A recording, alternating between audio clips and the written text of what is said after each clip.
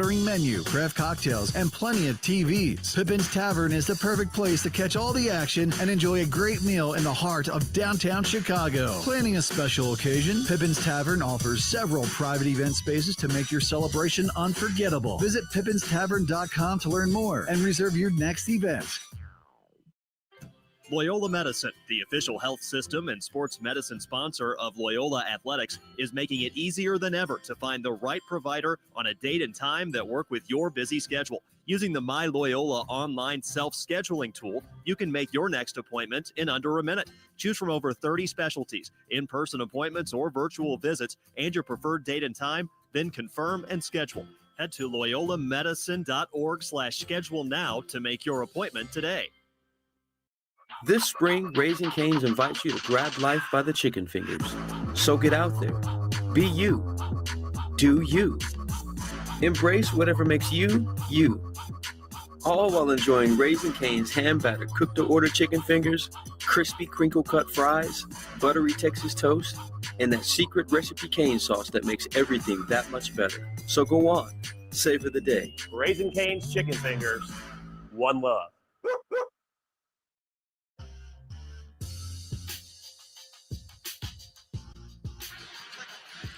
Welcome back to the Great Central Brewing Company pregame show as we get you ready for the Ramblers and the Dayton Flyers. Dayton also 11-6 on the year like the Ramblers, but only 1-3 in the Atlantic 10, having dropped 3 straight games and have lost 4 of their last 5, starting off with a game lost against Cincinnati. They played a neutral site game in Cincinnati against Cincinnati. Losing that 66-59. They beat LaSalle to open up A10 play here, 84-70, but then had the surprising 20-point loss at GW, the 4-point loss at UMass, and this past Wednesday they lost to George Mason by 8 here at home, but it was it was a bigger deficit most of the game. Dayton made a bit of a run late to close the gap. You look at the Flyers, they average 75.3 points per game, which is 11th in the Atlantic 10, and give up 68.7. That's 7th. Their field goal percentage offense is 4th best in the A10, 84th in the country, shooting exactly 47%. 3-point defensively, they have a little bit of a struggle there. They have allowed opponents to shoot 35%, which is well, that's their offensive 3-point percentage, but their 3-point field goal defense is 33.5%. And so rounded up to 34%. That's 10th in the Atlantic 10, 210th in the country, but they take care of the basketball. A 1.60 assist to turnover ratio. That's 26th best in the nation. Just 9.9 turnovers a game. That's 19th in the country while averaging 15.8 assists per game. They like to get on the fast break and score 13 points a game on the fast break. That's 4th in the A10, 70th in the nation. Their leading scorer, Nate Santos, 14.8 points per game. He's made a team-high 38 threes. Enoch Cheeks leads the team in rebounding at 6.8 a game, but also scoring 12.4 points. Preseason all-defensive team in the Atlantic 10. Malachi Smith leads the Flyers with 5.6 assists. He's their best three-point shooter by percentage, 43%. Doesn't take an inordinate amount, 17 of 40. Then you have Zed Key, the Ohio State transfer, who's averaging 11.4 points per game and has a team-high 19 blocks on the year. All right, so CT, they've got multiple scorers. They've got Zed Key as a rim protector. You referenced some numbers for some of these guys where they've been struggling as of late. What does Loyola have to be ready for from these players, and what do they need to do to maybe continue them on their slump, let's say? Yeah, I mean, they need to be ready for a fast start. So, we talked about how Enoch Cheeks has struggled shooting the ball as of late. I mean, I still think he's probably, he's their best guard for sure. And you think about teams that have, or guys that have had big nights against us so far. I mean, typically they come from a guard spot. And I think Enoch Cheeks has the skill set and the athleticism to be really be a really bad matchup, especially if guys like JD or Dez get in some foul trouble, especially early on. So I'd expect to see him try to come out aggressive, trying to come out early. Because I think when you're in a slump as a player, that when you're trying to get out of it, you want your first bucket to be something easy. So maybe something like going to the rim where you can get a layup, a high percentage shot, or maybe just something you can step into a three just totally wide open, just knock it in. Because if you make that first shot, that's when the basket starts looking like it's a lot bigger than what it is. You start playing with a lot more confidence. And once you hit one, you're going to want to keep putting up more shot attempts, and that's how you're going to get out of a slump. So I'd expect to see them getting out to a fast start early on. And then Malachi Smith, he's a guy that likes to get out and transition. He wants to get out and run. The last time we played against him was in this building. He had 21 points, 8 assists, no turnovers, which, that's an elite stat line right there. So he's probably coming out ready to play. So just be ready for a fast start, and then you can understand that the crowd is probably going to get into this one early, but can't make the moment bigger than what it actually is. Of course, a good amount of Loyola players have played here. Des Watson, not with Loyola when he did that, played here, but played a couple of times here with Davidson. Of course, Jaden Dawson with the Ramblers 2 years ago. Jalen Quinn with the Ramblers 2 years ago. Jalen Deloach in his time with VCU. Sheldon Edwards has been here. The first time for Miles Rubin playing here at UD Arena. And as far as I know, Kamani Owinsu, Francis Wakori have not yet played here. I'd have to double check their previous team schedules. But, so you've got some experience in this arena. Hopefully, for maybe a couple of the guys that could have a few extra nerves, someone like Des Watson who can say, hey, this is what you want. This is where you want to play, the atmosphere you want to play in, and, play in front of a big crowd. And I got to say, it's my first time here, and it's very loud. And I have our third microphone that we use as a crowd microphone. I have that off right now, and it's still kind of tough to talk over the noise. So the Flyers, Loyola also taking the floor right now. The start time for this one has been pushed back 5 minutes due to the game that's currently on television, CBS Sports Network, not too far down the road, Arizona State playing at Cincinnati. So they pushed the tip of this game from 05 to 10. So we'll have a few extra minutes here on the pregame show. And I'm afraid I'm going to blow up my voice here early on in this pregame show. I think I'm going to say it right now, this is obnoxiously too loud. But I'm yelling over the pregame music. Yeah. Trying to get the fans involved, trying to get a pumped up, set atmosphere. This is fun. This is what you want as a player. If you really want to, separate yourself, especially as a team, or, big-time players are going to make plays in these types of environments. And the further along you go in the season, these are the types of games you're going to be playing in. We're coming off a great season last year. We want to right the ship, and we have all the talent in the world to, work our way back up to the top of the A10 rankings. So that being said, other people's fans are going to come out to see you. They're going to come out. They're going to try to talk some trash to you, throw you off your game. Just got to be ready for it. Let's take a look at the A10 scoreboard. Referenced earlier that George Mason at home beating GW in double overtime, 80-77. So the Patriots are now alone atop the Atlantic 10 with a 5-1 record. Of course, VCU is at 4-1 after their win last night over St. Joe's. Duquesne, how about this? Duquesne is now 4-1. They defeat St. Bonaventure in Pittsburgh 75-57. So again, go figure, right? Not what probably expected in that game. St. Louis at Richmond, they've got a 45-42 lead with 9:27 to go in the second half. And defense optional in Kingston, Rhode Island with 55 seconds left in the second half. It's URI 89, Davidson 88. That game was 50-47 Rhode Island at halftime. The winner of that game will get their third A10 win, as Davidson's 2-2 and Rhode Island is 2-3.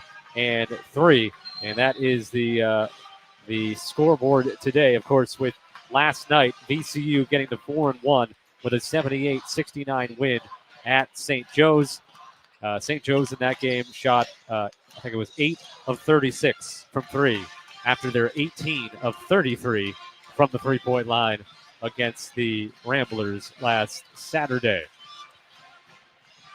And we're going to hang on here for another minute and a half or so before we take our final break on the pregame show. And then they're going to be having the national anthem and starting lineups inside the UD Arena on the campus of the University of Dayton. Of course, last year these teams played one time in Chicago. The Ramblers got a signature win that year, last year, March the 1st, against the Flyers. And a big key for Loyola in that game, and they had it on a loop during lunch today, and the film was just disrupting Dayton and elite defense, which, I mean, it kind of goes without saying to do that, but they did it well in that game last year at home. Yeah, I mean, it was a fun atmosphere. I mean, the statement with signature win. I mean, Braden Norris was huge that game. I mean, I think back, he's had a lot of great moments, but I mean, seeing his leadership on display, the way that he played that entire game, and he really willed us to victory. I mean, you could really tell he was dialed in and how bad he wanted that one. Dez also came up huge for us too. So another great opportunity today. Let's see what we're about. Yeah, I mentioned Dez having one of his best top 5 shooting games of his career, his 5th best against Rhode Island. But we call up those Dayton numbers from last year for Dez. He was 9 of 13 from the field in the win over Dayton. That's the 3rd best shooting day he's had in his career. Okay, we'll step aside now for the national anthem and the starting lineups. We'll come back and get the start of this one for you here on the Ramblers Sports Network from Learfield. Rambler fans, make plans for your next trip to Gentile Arena by visiting RamblerTickets.com, your official source for Loyola Athletics tickets. Men's basketball seats start at only $14 per game. Visit RamblerTickets.com or call 773-508-WOLF. Make sure to follow the Ramblers on social media at RamblersMBB for all the latest news, updates, videos, and highlights. On the alley-oop! Are you kidding me? That's at RamblersMBB on Instagram and Twitter. Great Central Brewing Company is an official alumni-owned craft beer sponsor of Loyola Athletics. Great Central is a collaborative brewery working every day to serve their community and client partners with heart, vitality, and muscle. Great Central brews great timeless beers. Grab one at Gentile Arena this season and make plans to visit their tap room at 221 North Wood Street in the growing brewing district west of Fulton Market. Great Central Brewing Company, an official alumni-owned craft beer sponsor of Loyola Athletics.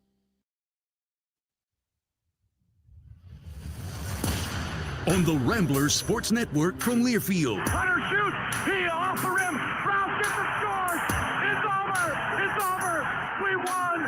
We won. We won. This is Loyola basketball. Chicago, for the 2nd year in a row, your Loyola Ramblers are Missouri Valley Conference tournament champions. And in the process, they have earned an automatic bid to the NCAA tournament.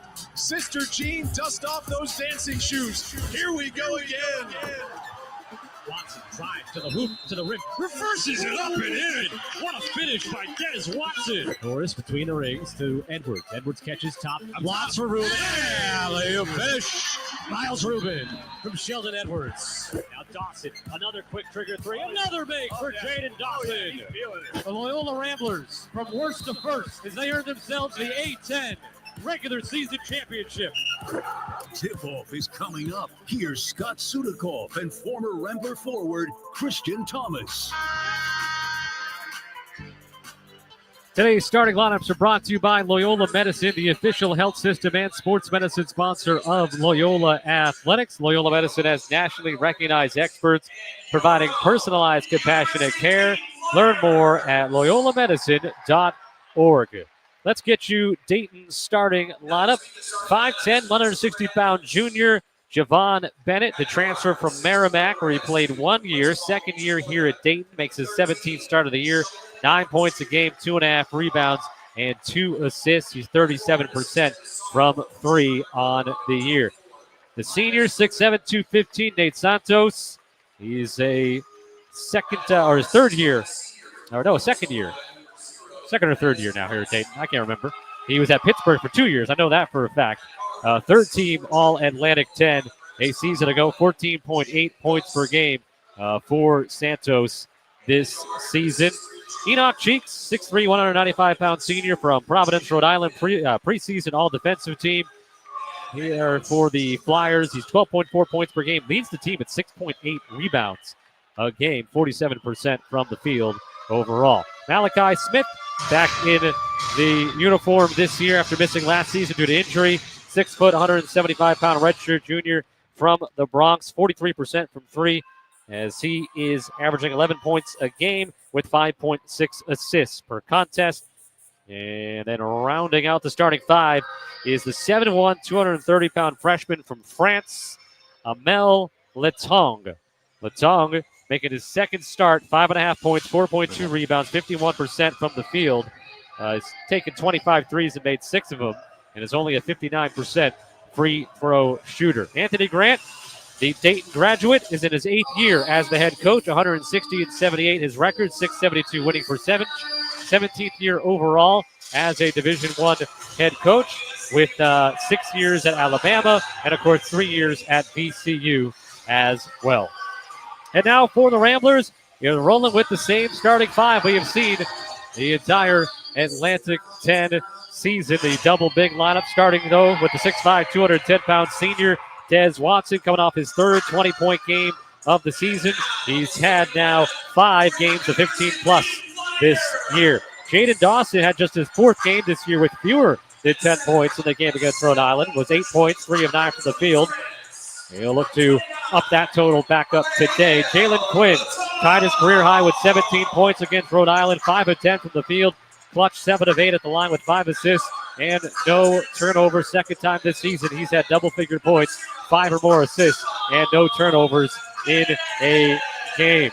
Then you've got the 2 bigs, of course. Jalen Deloach played 19 minutes against Rhode Island, had 7 points, 5 rebounds, 6 assists, and 2 blocks against the Rams. Handled the ball a ton and try to go big to big a lot with Miles Rubin. We'll see if that happens here today. Miles in that game Wednesday, 5 points, just 2 of 5 from the field, 5 rebounds, a couple of blocks. He played 18 minutes as both he and Deloach were in foul trouble as that game wore on. And Deloach ended up fouling out late, but Miles was able to finish out the game.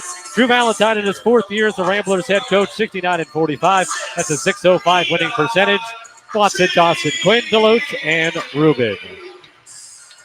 All right, CT, your keys for this game here for Loyola to come out and get an upset win on the road. Yeah, I mean, first thing, just like I've said several times, I mean, just lock in. You can't let the moment seem bigger than what it is. I mean, yeah, there's a lot of people in here.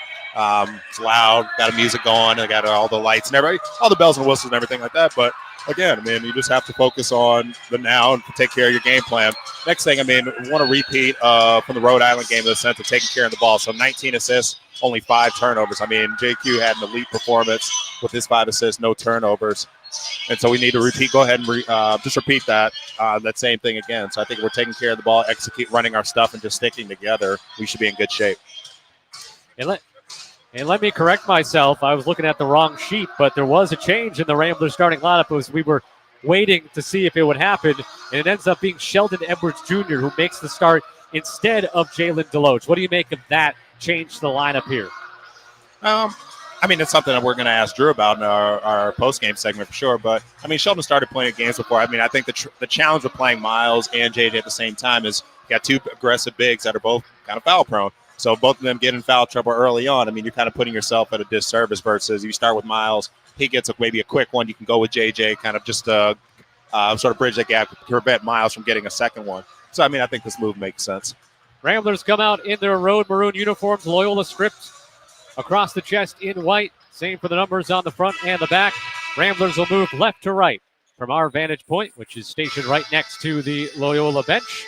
Dayton in their home white uniforms. Dayton in white across the chest, outlined in blue. The numbers on the front and the back in blue as well. Miles will jump it up against the freshman Letong. And we are underway. That was a bad toss, but the Ramblers win it. That was just way off target. All right, Jalen Quinn bounces it for Miles Rubin. Out beyond the three-point line, throws it past to the cutting Jaden Dawson, and it was wide and stolen by Enoch Cheeks. Gets it ahead to Letong, finds the cutter to the hoop and scoring. Nate Santos, and a turnover leading to possibly 3 points for the Flyers. Yep.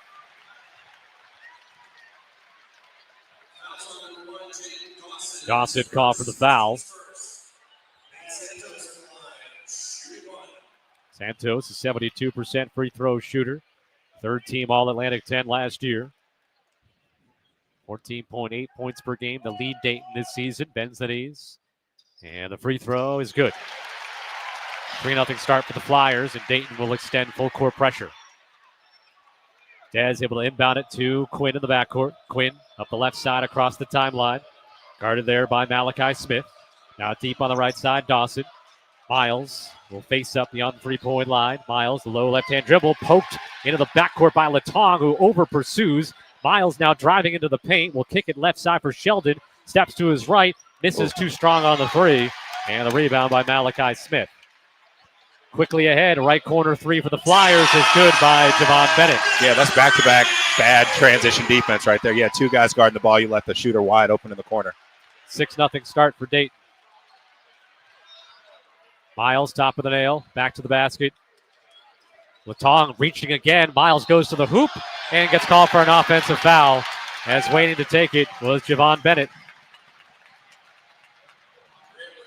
So Latong is going to over-pursue on, it looks like, on those plays. And Miles did the right thing, but probably, even though it was a little man waiting for him, Bennett maybe should just pull up with that floater that we know he has.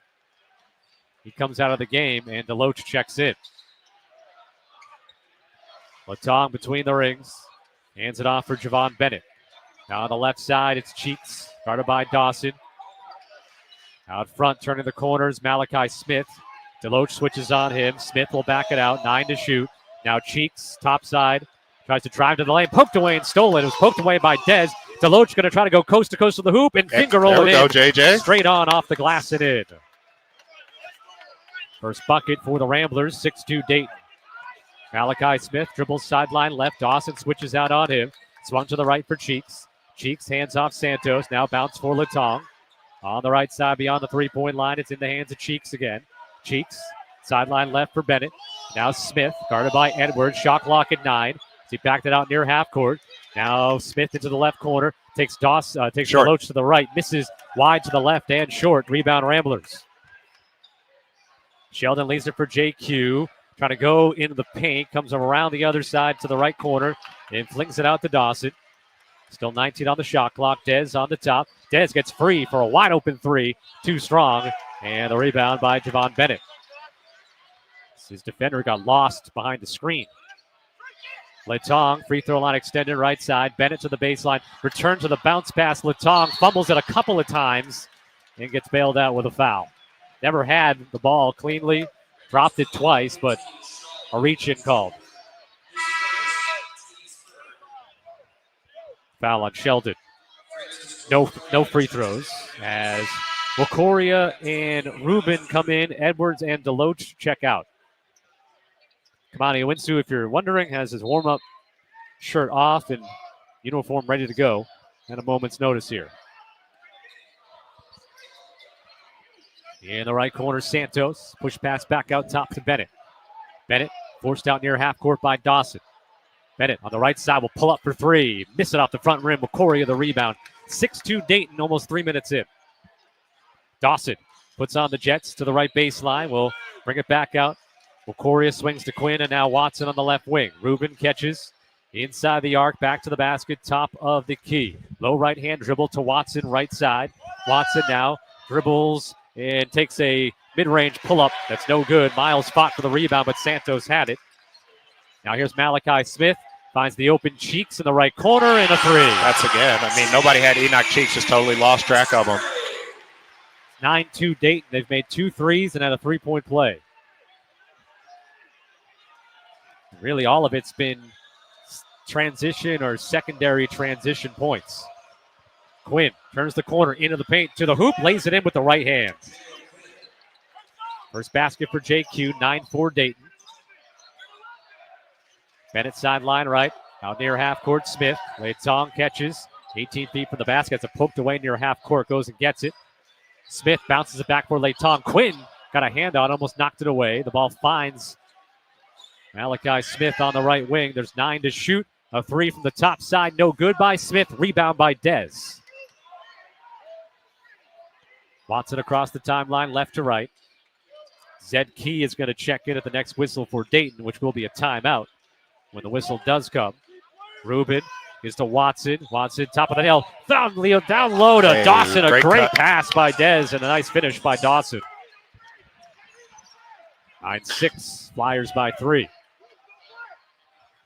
Malachi Smith dribbling out near the half-court logo. Latong and Santos now with it. Dawson presses up on him. Santos tries to drive right down the lane line to the hoop. Get that out of here. And that's off him, too. That's off him. Off of Santos. And it'll be Loyola basketball after a timeout. Strong defensive play. Good job on the ball by Dawson. And good help as well came there. 15-22 to go in the first half. It'll be Rambler ball when we come back. Kamani Owinsu is going to check in for the Ramblers. It's Dayton 9, Loyola 6. This is Rambler basketball from Learfield. We believe a successful retirement requires a solid game plan. Strategic Wealth Designers, the official retirement planning sponsor of Loyola Athletics, is here to assist. Their holistic approach to retirement planning addresses various aspects of your financial landscape, aiming to ensure a well-rounded strategy for your golden years. Visit swdgroup.com or give them a call at 187-SWD-GROUP. Strategic Wealth Designers is a paid sponsor of Loyola Athletics. No endorsement by Loyola Athletics is stated or implied, and Loyola Athletics is not a client of Strategic Wealth Designers.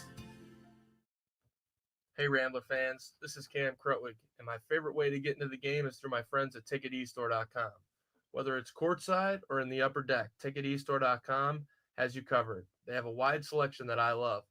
The proud official ticketing partner of Loyola Athletics, Ticket eStore is alumni-owned and celebrating 20 years in the business. With no service fees, TicketEstore.com gets you in the game for less.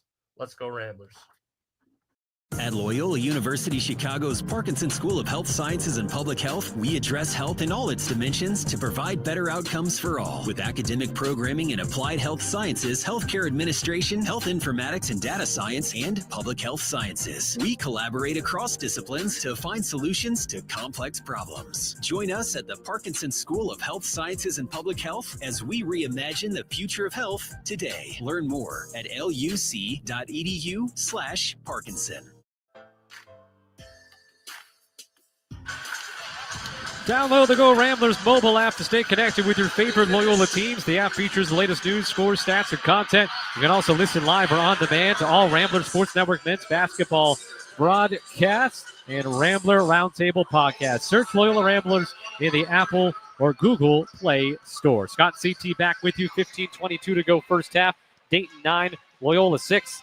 I mean, CT, they only have Dayton for 3 fast break points. I'd say the rest of it have come at least secondary transition. Of course, one came at the free throw line on a bucket and one. Other than that, Loyola, when they're able to lock in half court defensively, have done well so far. And after a couple of shaky possessions offensively, starting to find their way, their rhythm, especially passing the basketball for the Ramblers. Yeah, I mean, I think, but it starts on the defensive end. I mean, yeah, I know our official stat sheet has Dayton down for, the 3 fast break points, but all 9 of them have technically come in transition. I mean, the very first play after a turnover, Nate Santos just beats JD down the floor, gets an and one, and then we lose Enoch Cheeks and Javon Bennett for open threes at the corners as well. But, I mean, I think those things are coachable. I mean, you guys just have to talk about it. But in the half court, I mean, Dayton, they're trying to run some high screen and roll actions. I mean, I think we're doing a good job taking them out of it. We just got to be able to talk in transition, understand you don't have a man. The ball is the only thing that scores. So somebody has to stop the ball, and then from there you can kind of point and match up, and then you can reset after. Loyola basketball out of the timeout with Quinn, Owinsu, Deloach, Watson, and McCoria on the floor. 9-6 Dayton, 15-10 to go first half. Deloach on the right side. Gives to Owinsu. Owinsu spins to his left. Now beyond the three-point line. Push pass right to Watson. Watson up fakes, drives into the free throw line, spins right, puts up a real tough shot, and a late whistle with contact as he got himself to the hoop against the 6'10 junior Dayton native Jacob Connor, transfer from Marshall.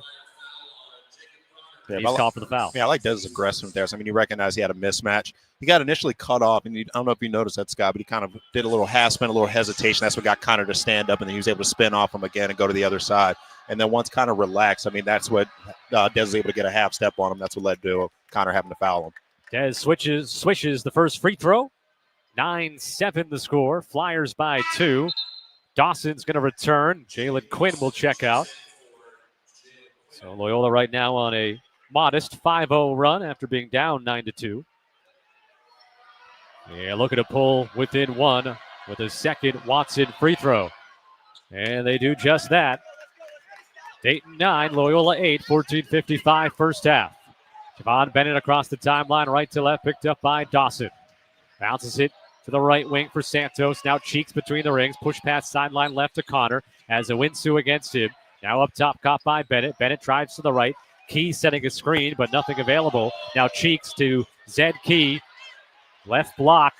Trying to back him down. Fakes left, Short. goes right. Short with the right hand hook. And the rebound by Deloach. Plays the defense and gets the rebound.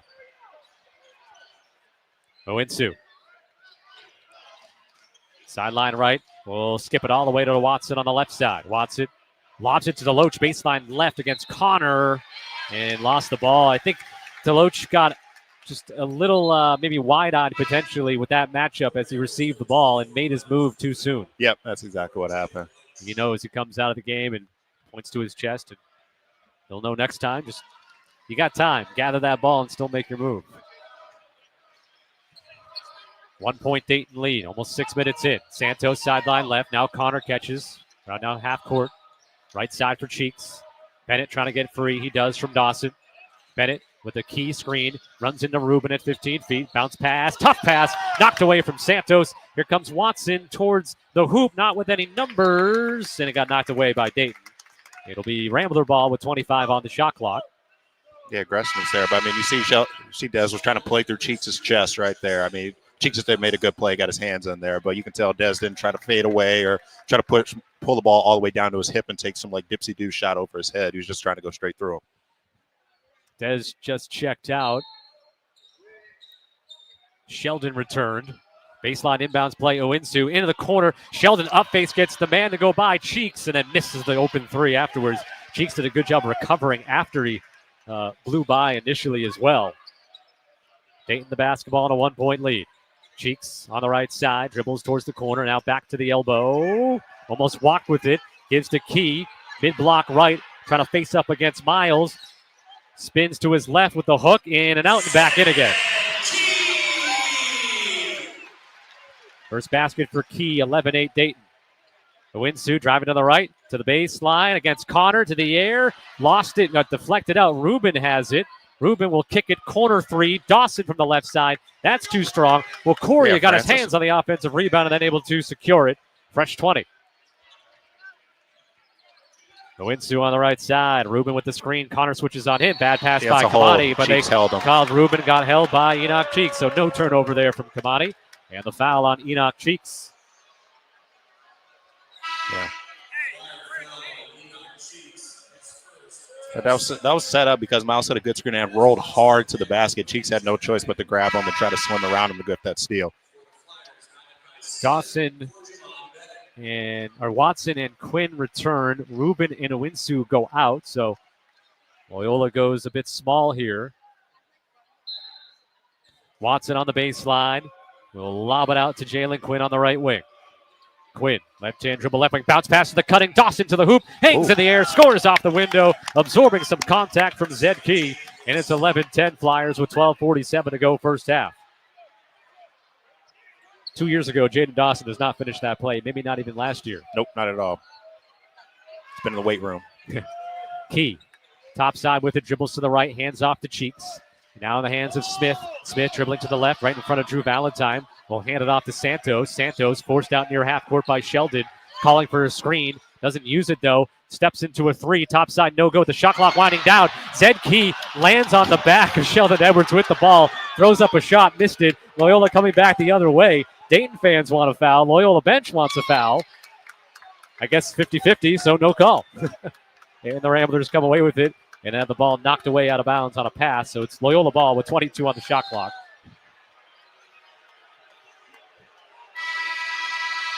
I mean, I've never seen a guy, I mean, he was almost...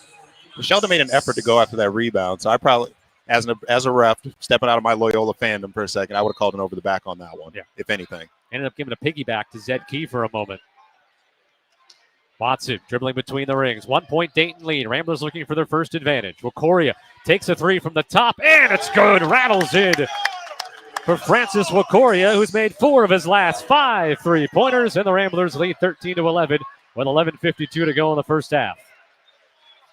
Into the ball game is Hamad Musa for the Flyers, a true freshman from Qatar. Here's Malachi Smith, and too much of a bump from Sheldon. He picks up his second foul, and for the Ramblers, their fourth team foul. Timeout on the floor with 11:41 to go in the first half. Loyola just took its first lead on a Francis Wikoria 3. It's Loyola 13, Dayton 11. This is Rambler basketball from Learfield. Athleisure is softness that plays hard. From the couch to the gym to the office and beyond, Flex gives you premium comfort and style that keeps up with anything without costing everything. Now take an extra 15% off Flex at Kohl's. Whether you're chasing the ball or chasing the kids, life's a workout. Flex with it. Exclusively at Kohl's. 15% off valid through January 20th. Some exclusions apply. See store or kohls.com for details. College sports fans now have access to hundreds of weekly podcasts that zero in on the college sports world. Now available in the Varsity Podcast Network and part of the new Varsity app. The app is free and available from wherever you get your favorite apps. Download the Varsity app today to have access to hundreds of national podcasts as well as your favorite team-focused podcasts. The Varsity Podcast Network, now available for free on the Varsity app. Download from the App Store and listen today.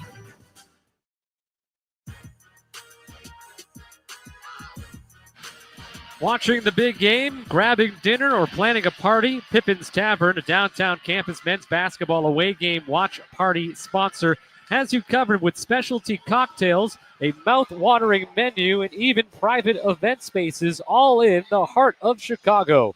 Learn more at pippinstavern.com. 11:41 to go in the first half, and the Ramblers have their first lead of the game at 13-11. 5 of 11 from the field. Dayton is 4 of 11.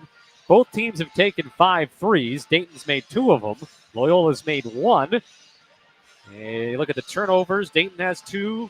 Loyola has 3. Ramblers are +4 on the glass with a couple of offensive rebounds and a couple of second chance points. And CT Loyola did a good job withstanding that first 5 minutes where they fell behind 9-2. You know, just took it one play at a time, got their offense going, and again, the half-court defense for Loyola has been very good.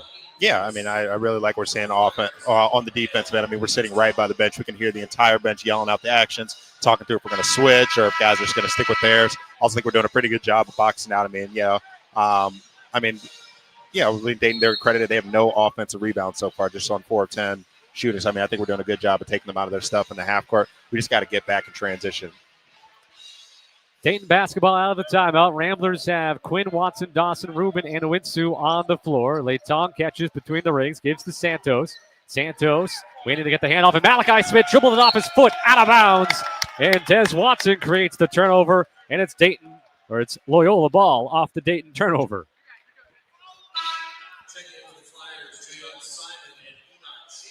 So the Ramblers defending with purpose to begin this game. Jalen Quinn will bring it into the front court with the Ramblers leading 13-11, 11:24 to go first half. Quinn crosses over to his left. Layton jumps out, reaches in, pokes it away. JQ gets it back. Now it's Watson deep on the right side. Rubin catches, gets run into by Cheeks, but not going to call that a foul. Rubin will fling it to Watson, sideline left. Shot clock at 7. Watson off the Rubin screen, crosses over to his left. Gets Layton in the air, gives it up in the lane. Owinsu can't get it to go. And the rebound for the Flyers. The shot clock was winding down. Jayon Simon is into the game for the Flyers. Redshirt freshman from Georgia. Malachi Smith dribbling on the left wing behind the Layton screen. Now Cheeks up, fakes a 3, and the right steps to his left, takes an open one, and hits it. Des has to stay down or at least get back and try to contest it the same way Cheeks did to Sheldon right there. Especially a guy that's been struggling. Those are the types of attempts that get him back going. Dayton up 14-13. Jalen Quinn out of the right corner. Trying to back down Malachi Smith.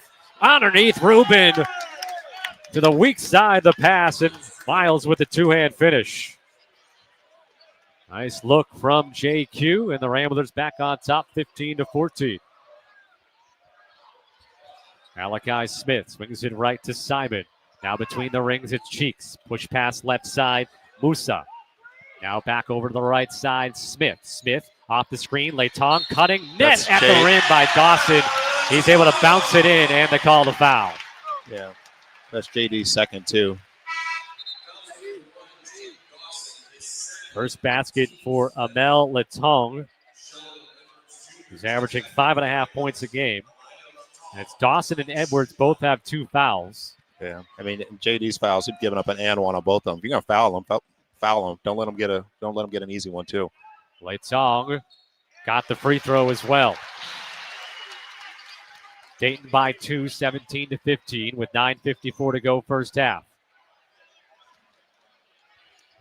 Quinn going to go left of the lane. Layton jumps out on him. He'll throw it out to Watson, right side. Catches, shoots, in and out on the 3. Rebound by Layton.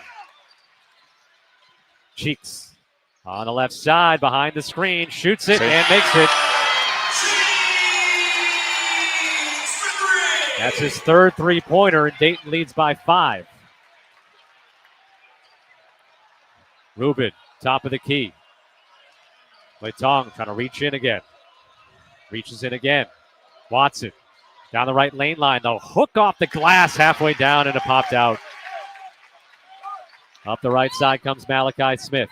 Smith gets a step to the hoop, and Owinsu could not recover. And now the lead is back up to 7, matching the largest lead for Dayton. Just like that, Malachi Smith with his first points. Timeout called by the Ramblers. 30-second timeout with 8:55 to go in the first half.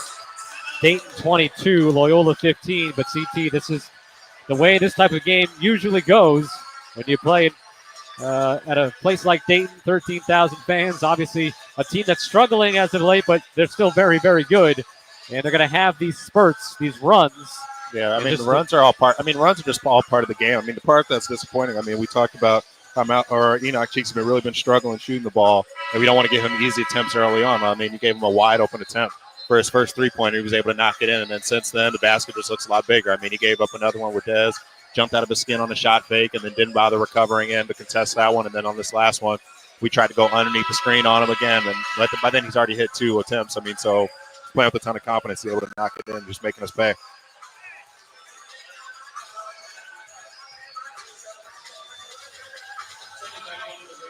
$8:55 remaining in the first half. 22-15 Flyers.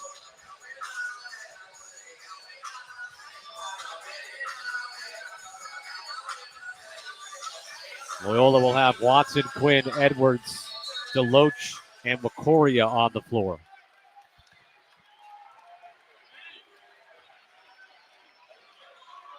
Edwards and Quinn out front. Now Edwards gets a step driving right. We'll skip it to the left corner for an open Watson 3. That's no good. And the rebound by Jayon Simon. Another good look for the Ramblers, but they are 1 of 7 from 3. Cheeks and Smith between the rings. Malachi Smith off the screen right. Makes a adventurous pass to Layton. Sheldon tip. And Sheldon. And he did tip it. He acknowledged it. 10 on the shot clock.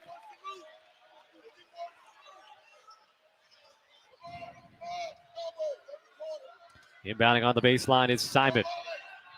Simon into Layton.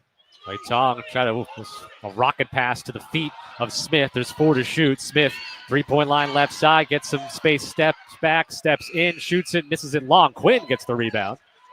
And the Ramblers able to get a near shot clock violation. Mismatch inside, JJ.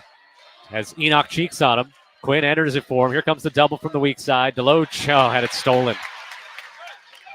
Cheeks up ahead to Malachi Smith, and he's able to get his way around Watson and lay it up and in. Flyers by 9. 24-15. Wakoria for 3. That's too strong. That's Watson pushed. And the Ramblers in a danger spot right now. They're down by 9, and it's going to be Dayton ball after this timeout. 7:42 left to go in the first half. Dayton's on a 10-2 run, and 13-2 if you spread it out over the last 2 minutes and 58 seconds. 7:42 to go first half. Dayton 24, Loyola 15. This is Rambler basketball from Learfield.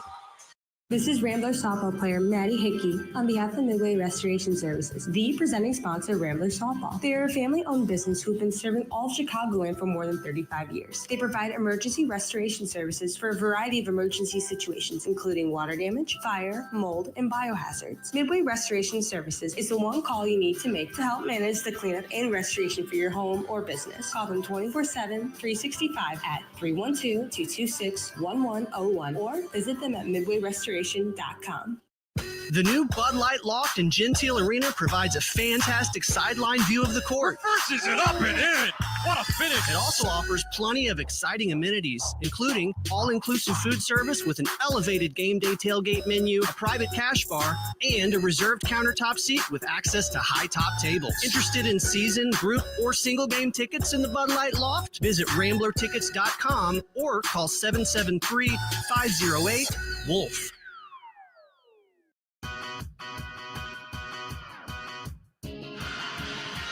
Make sure to follow the Ramblers on social media at RamblersMBB for all the latest news, updates, videos, and highlights. That is at RamblersMBB on X and Instagram.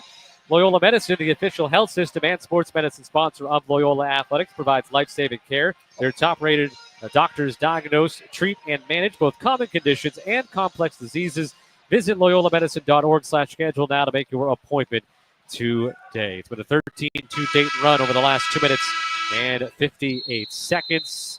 Flyers being led by Enoch Cheeks, who's a perfect 3 of 3 from three-point range for 9 points. And the Flyers are 4 of 8 from downtown overall. And then add in 2 3-point plays as well. So they've gotten 3 points on a possession 6 times so far in this game and have a 9-point lead. Yeah, I mean, it's really making all the difference. And I think right now, I mean, the offensive end, I mean, for the most part, we're running our stuff. Being able to run our stuff, we're getting good looks. I can't think of any. We're 1 of 8 from 3 right now. I can't think of one that was necessarily a bad shot. I mean, maybe the one that Francis just took was a little bit quick given the flow of the game. We're on the wrong end of a run, so it's probably an opportunity to run some offense. But that's a shot that he can make and he can take, or he can make those pretty consistently. So I'm not too concerned about it. But overall, I mean, I think we just had to lock back in and don't let this spiral too much. Dayton basketball out of the timeout. Javon Bennett out front, guarded by Quinn. Cheeks setting the screen, as does Leitong. Bennett will move it to the left side to Cheeks, and now hand it off to Musa. Musa gets forced back towards half court by Quinn, and now in the hands of Bennett. Bennett trying to turn the corner on the screen, goes behind another one, drives to the baseline, floats it up, and gets to the glass and scores. 11-point lead for Dayton, 26-15. 15-2 run. Quinn for Dawson deep on the left. Korea fakes the screen, looks to cut, not open. Now Sheldon on the right wing, bounces it, top of the key, Kamani. Owinsu looks for help, skips it to Korea on the left side, 7 to shoot. Quinn on the right, shot clock at 4 now. Quinn trying to get free. Quinn will lean in, float it home.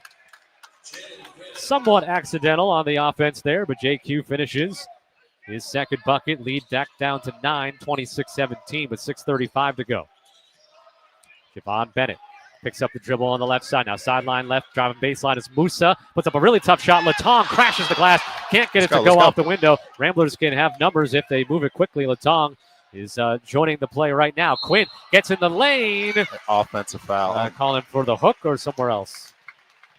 They called Quinn for the foul. That's too bad because he got to the rim. There was no rim protector. 7th team foul, but no free throws since it's a player control foul. Watson in, Edwards out. 6:19 to go first half, 26-17 Dayton.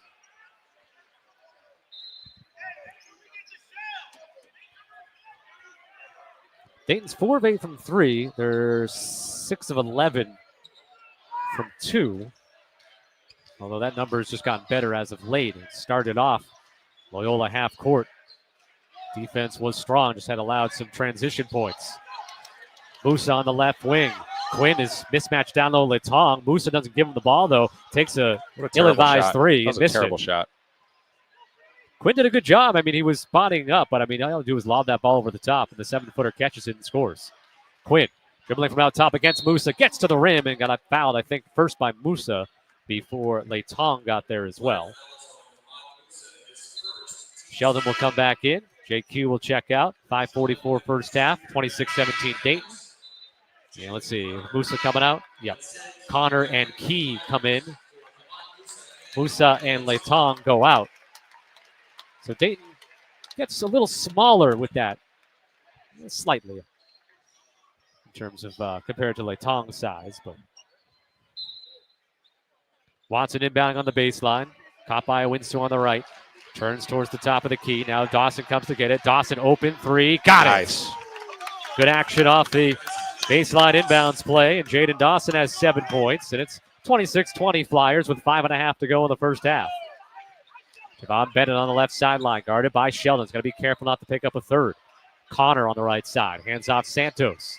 Santos trying to dribble inside the three-point line. Has to give it out to Key.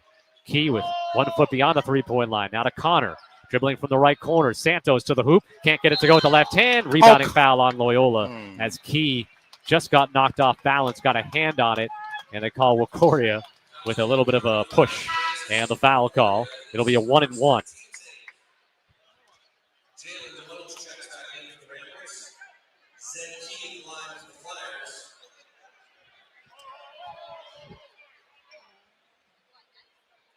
Loyola subbed out the wrong guy. Zedke, front end of a 1-and-1. He's an 80% free throw shooter. Deep bend to the knees. And makes the first free throw.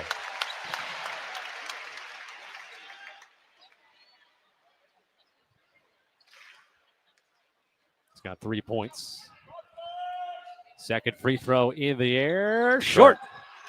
And the rebound by Deloach. So 1 of 2 at the line for the 80% free throw shooter. 27-20 Dayton. 5:05 to go first half. Deloach. Bounce pass at the rim. Dawson doesn't have the shot. Finds Wakoria open for 3. Can't bounce it in. And tapping the ball to himself is Kamani getting all wrapped up and out of bounds off of Dayton. So Owinsu able to create the offensive rebound. Wakoria, another open look from that corner. He's 1 of 3 from 3 now. Baseline inbounds play. Kamani will put it in.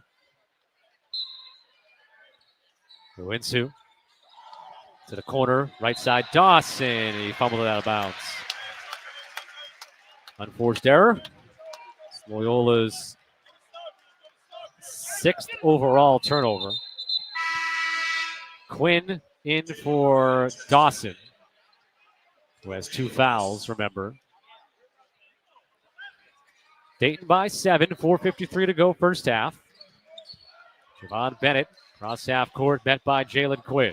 Sideline right, it's Enoch Cheeks. Cheeks cuts across the free throw line, gets in the air at the A10 logo, throws it toward the rim to Zed Key, who catches and is able to go up and score.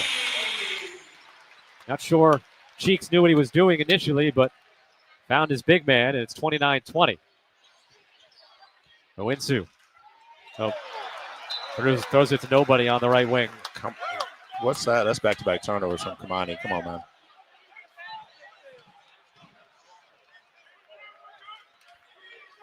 So Dayton the basketball, a chance to put the lead back up to double figures, 29-20 with 4:22 to go. Sideline right at Santos. Now Cheeks between the rings. Cheeks to Connor. Guarded by Kamani. Connor back up top, Bennett.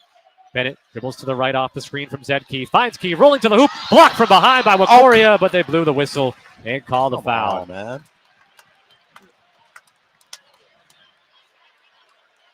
So Zed Key will get 2.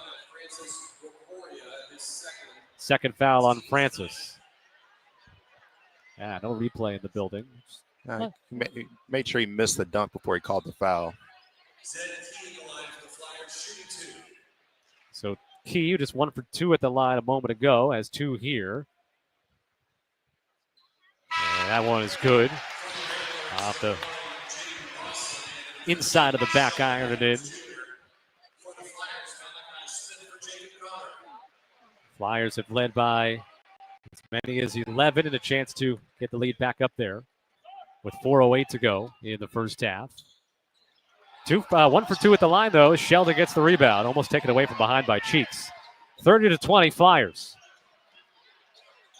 Edwards, push pass right to Watson. Deloach being fronted by Javon Bennett. Now to get it to him baseline. He passes quickly before the double team comes, or just as it was coming. Quinn zings it right corner. Watson doesn't shoot it. To Deloach now. Bounce back to Watson down the baseline. But it hangs on the front of the iron and doesn't fall home. Dayton the other way with it. Malachi Smith gets to the right baseline. Comes all the way out the other side. Fires it back to the weak side to Zed Key. Swatted by Deloach. And then Key lands on his backside very hard. But nothing. That's just a clean, hard foul. Just a clean, hard foul. Everybody relax. That's a clean, hard foul. He just was out of. Now, they'll probably look at it, of course. He made a play on the ball. He met him up top. Like, it was just a clean. That's just. I mean, it's a hard foul for sure, but it wasn't dirty. Yep. He was off balance, fell back on his tailbone area. And we're going to have a timeout. So Deloach gets called for the foul. And there'll be free throws for Zed Key, assuming he is good to go. 3:30 left to go in the first half. Dayton 30, Loyola 20. They are going to the monitor. Now let's see what they can make up and find on this one here at UD Arena. That'll make the crowd happy.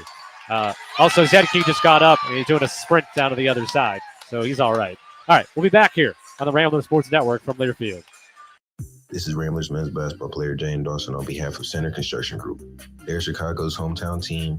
We're specializing in building spaces that inspire. From modern offices to vibrant restaurants, Center Construction Group handles every detail with precision, creativity, and commitment to excellence. Center Construction Group's talented team is committed to building more than spaces. They're committed to delivering stunning results and building lasting relationships.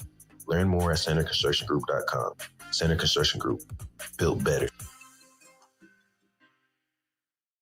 Your Loyola experience doesn't end at graduation. Whether you're looking to connect with fellow Ramblers or mentor today's students, Alumni Relations offers a variety of ways for you to stay engaged with Loyola. Throughout Chicago and across the globe, Loyola graduates are setting the world on fire. Stay up to date with alumni stories and be part of a community that is changing the world. Loyola University Chicago. Be a Rambler for life. For upcoming alumni events and ways to get involved, visit alumni.luc.edu and follow us on Facebook and TikTok at LUC Alumni and on Instagram and Twitter at Loyola_alumni.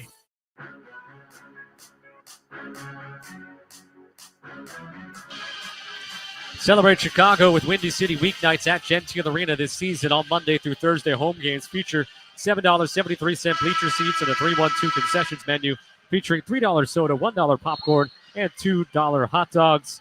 Visit LoyolaRamblers.com/weeknights and reserve your tickets now. The unexpected happens every day. When it does, head to Kohl's and Kohl's.com for everything your family needs. Kohl's, where families come first. All right, so they went back, looked at the monitor, just a common foul. Zed Key hobbling a bit, but is going to go to the free throw line here. It's 30-20 Dayton with 3:30 to go in the first half. It's a situation where you like a strong push here by the Ramblers. And bring this lead down a bit. And not the opposite of Dayton extending it. Key will be at the line where he's 2 for 4 today. He's taking a lot of free throws all of a sudden.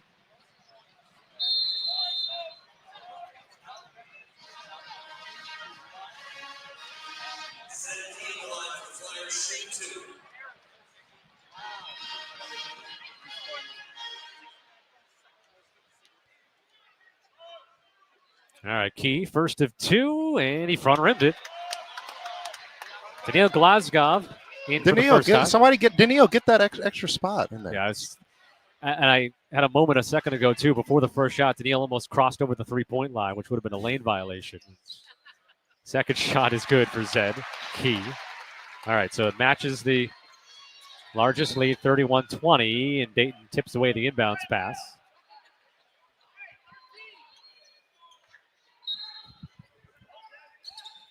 Watson looking to get the ball in, gets it to Quinn. Quinn over to Dawson here on the right side, met by Cheeks. Dawson in the backcourt. That clock quickly got down to 20, but all right. And I got a foul on on Dayton. That'll be on the three-point line on the left side. It's only the 5th team foul, so only the 4th team foul, so 3:18 to go here in the first half. Dayton by 11. Tania will inbound on the sideline into the backcourt for Quinn.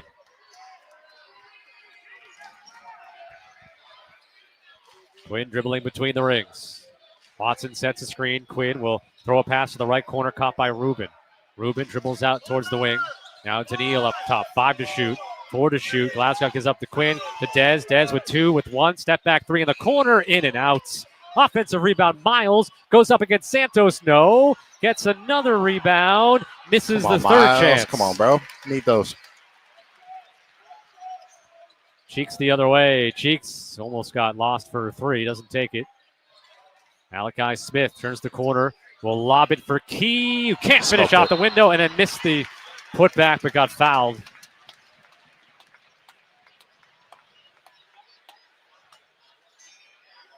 Foul is on JQ, his second.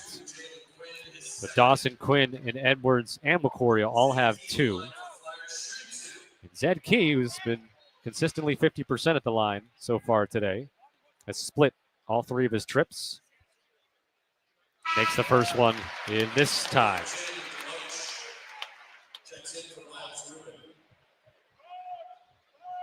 Largest lead now for the Flyers at 32-20. 2:36 to go.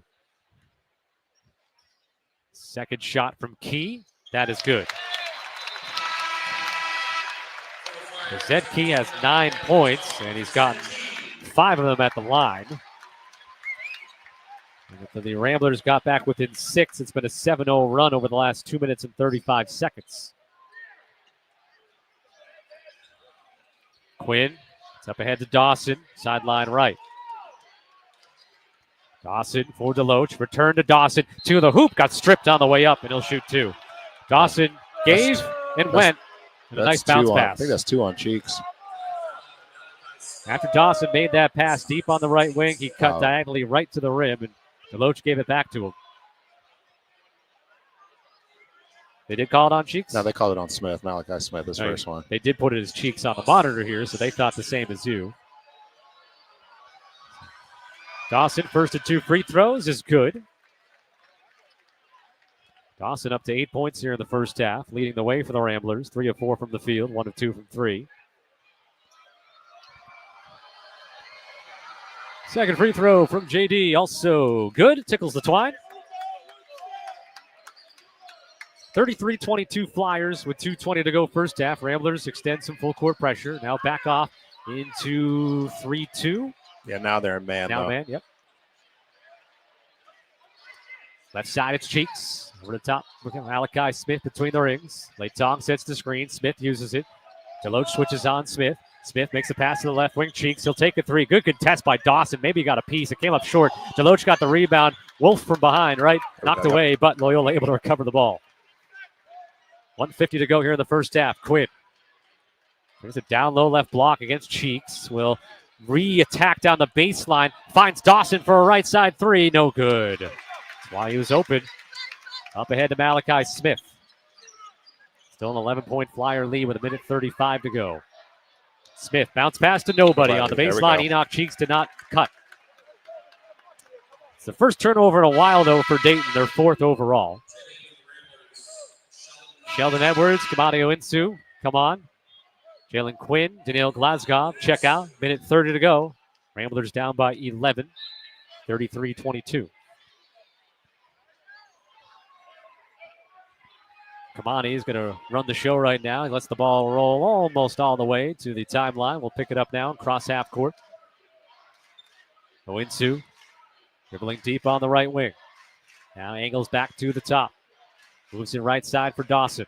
Dawson enters in for Deloach. Baseline right. Spins into the paint against Latong, and he gets fouled. Great move. And draws the foul on Mel Latong. And 2 free throws coming for Jalen Deloach. That was just a great, quick, decisive move right there. I mean, I think JJ can get whatever he wants inside.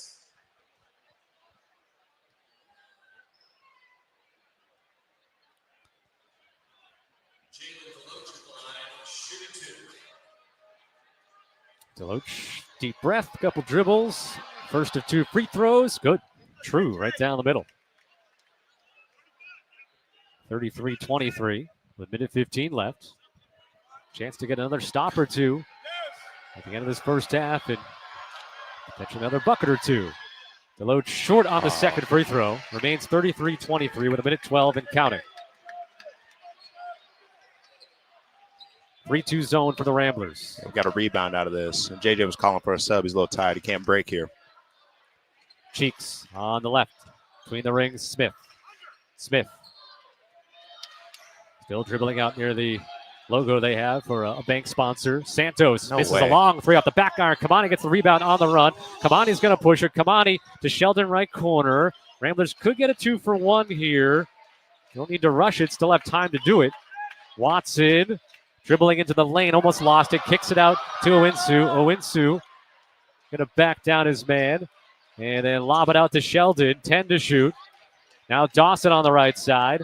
Dawson with 7, with 6. Gets right to the baseline. Puts it up and in. And a foul for JD.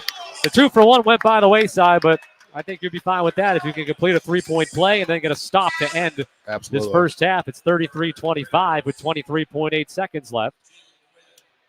And the foul this time is on Cheeks, his second. So he becomes the first Flyer with 2 fouls.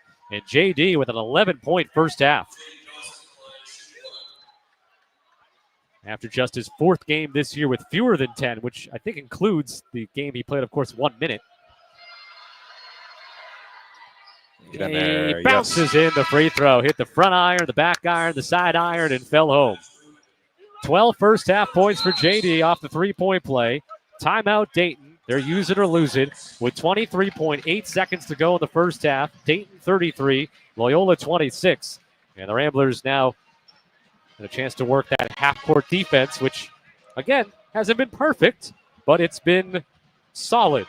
And at least a few times when the Flyers have scored out of it, they've had to work. They've had to work for it a good amount. Yeah, but I'm wondering right now if we extend some full-court pressure, not necessarily go for a steal, but just to prevent them just from kind of blowing and going, and then also try to get them in a half-court setting where just burn some time, take some time off the clock. Stay tuned for today's halftime show brought to you by Great Lakes Brewing Company, an official alumni-owned craft beer sponsor of Loyola Athletics. Make sure to grab Great Lakes Brewing Company craft beer at Gentile Arena throughout the season. We'll have part 2 of my interview with Loyola men's volleyball head coach Shane Davis. Part 1 was on Wednesday. Part 2 coming up here at halftime. His team winning last night, now 3-0, and they play again 7 o'clock Central Time at Gentile Arena tonight. They're going to begin the year 4-0. Ramblers aren't. Dez will go meet 3-quarter court. Malachi Smith. Smith crosses the timeline now with 17 seconds left. Looks back towards his bench. Smith now deep on the right side with Rubin switched out on him. 10 to go. Malachi Smith trying to break Rubin down off the dribble. Latong down low against Wakoria. Spins, kicks, extra pass. Santos, right side 3. No good. Rebound by Owinsu. Stolen away from behind by Bennett. Bennett throws it up, misses. Okay. And that'll be the end of the first half. Ramblers, in that case, didn't really have much of a chance to get down the floor and score with 3 seconds, but almost let the mouse on the house, Javon Bennett, get a steal and a bucket in the final moments. But we go to halftime, and Loyola ends the half. Again, a modest 6-0 run to end the first half over the final couple of moments here after being down 33-20 with 2:36. So a 6-0 run over the final 2 minutes and 36 seconds. As we go to the locker room, Dayton 33, Loyola 26. The Great Lakes Brewing Company halftime show is coming up next. The second part of our interview with men's volleyball head coach Shane Davis. That's next on the Ramblers Sports Network from Learfield. Whether you're watching Rambler basketball from home or in Gentile Arena, be sure to do it while enjoying a Great Lakes Brewing Company beer. Great Lakes Brewing Company is an official alumni-owned craft beer sponsor of Loyola Athletics. Find Great Lakes Brewing Company beer inside Gentile Arena or wherever Great Lakes beers are sold. Great Lakes Brewing Company reminds you to please drink responsibly.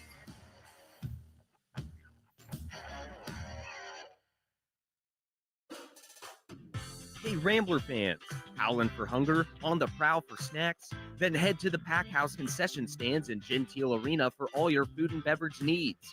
The main stands are located at the northeast and southwest corners of the Gentile Arena concourse, with a satellite beverage station located in the southeast corner and a new grab-and-go concept stand located across from the restrooms on the north side. Go now or stay hungry.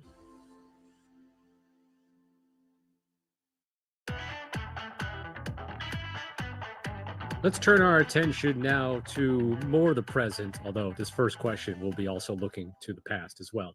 But looking at, say, the team you now have with Loyola, and this might be a lot of pressure to put on these guys, but any similarities you see with some of the teams you had in the final couple of years as your first stint as the head coach? And again, to the listeners, a reminder, the last 2 seasons that Shane coached at Loyola were national championship years. So any similarities that you see between the programs?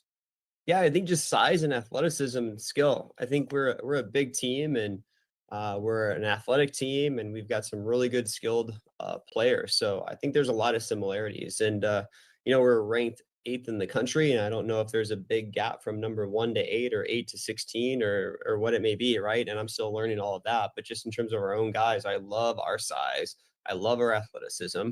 And I think we're just still learning how to be better together as a group, the chemistry piece. And those last couple of years that I was here on the first time, we had a lot of guys that were on the same club team together, right? So there's a lot of built-in chemistry coming in. And I think this group is still figuring out how to work together a little bit better. We've got a lot of returners, but we're still some young guys on there too. So there's a lot of similarities in that sense. And so hopefully we can just keep getting better and better at the end of the year. Who stands out on the team right now? I mean, I have a couple of guesses in my head, but I'll let you answer it. And possibly these are guys that stood out to you before you even took the job back a couple of months ago, because again, you kept your eye on the program. So who are a couple of players that stand out to you and to us and that should be standing out to fans? Yeah, I think the obvious Parker Van Buren, right, opposite, and that's somebody that's you're always like social media covers, right? You're always everybody knows about Parker.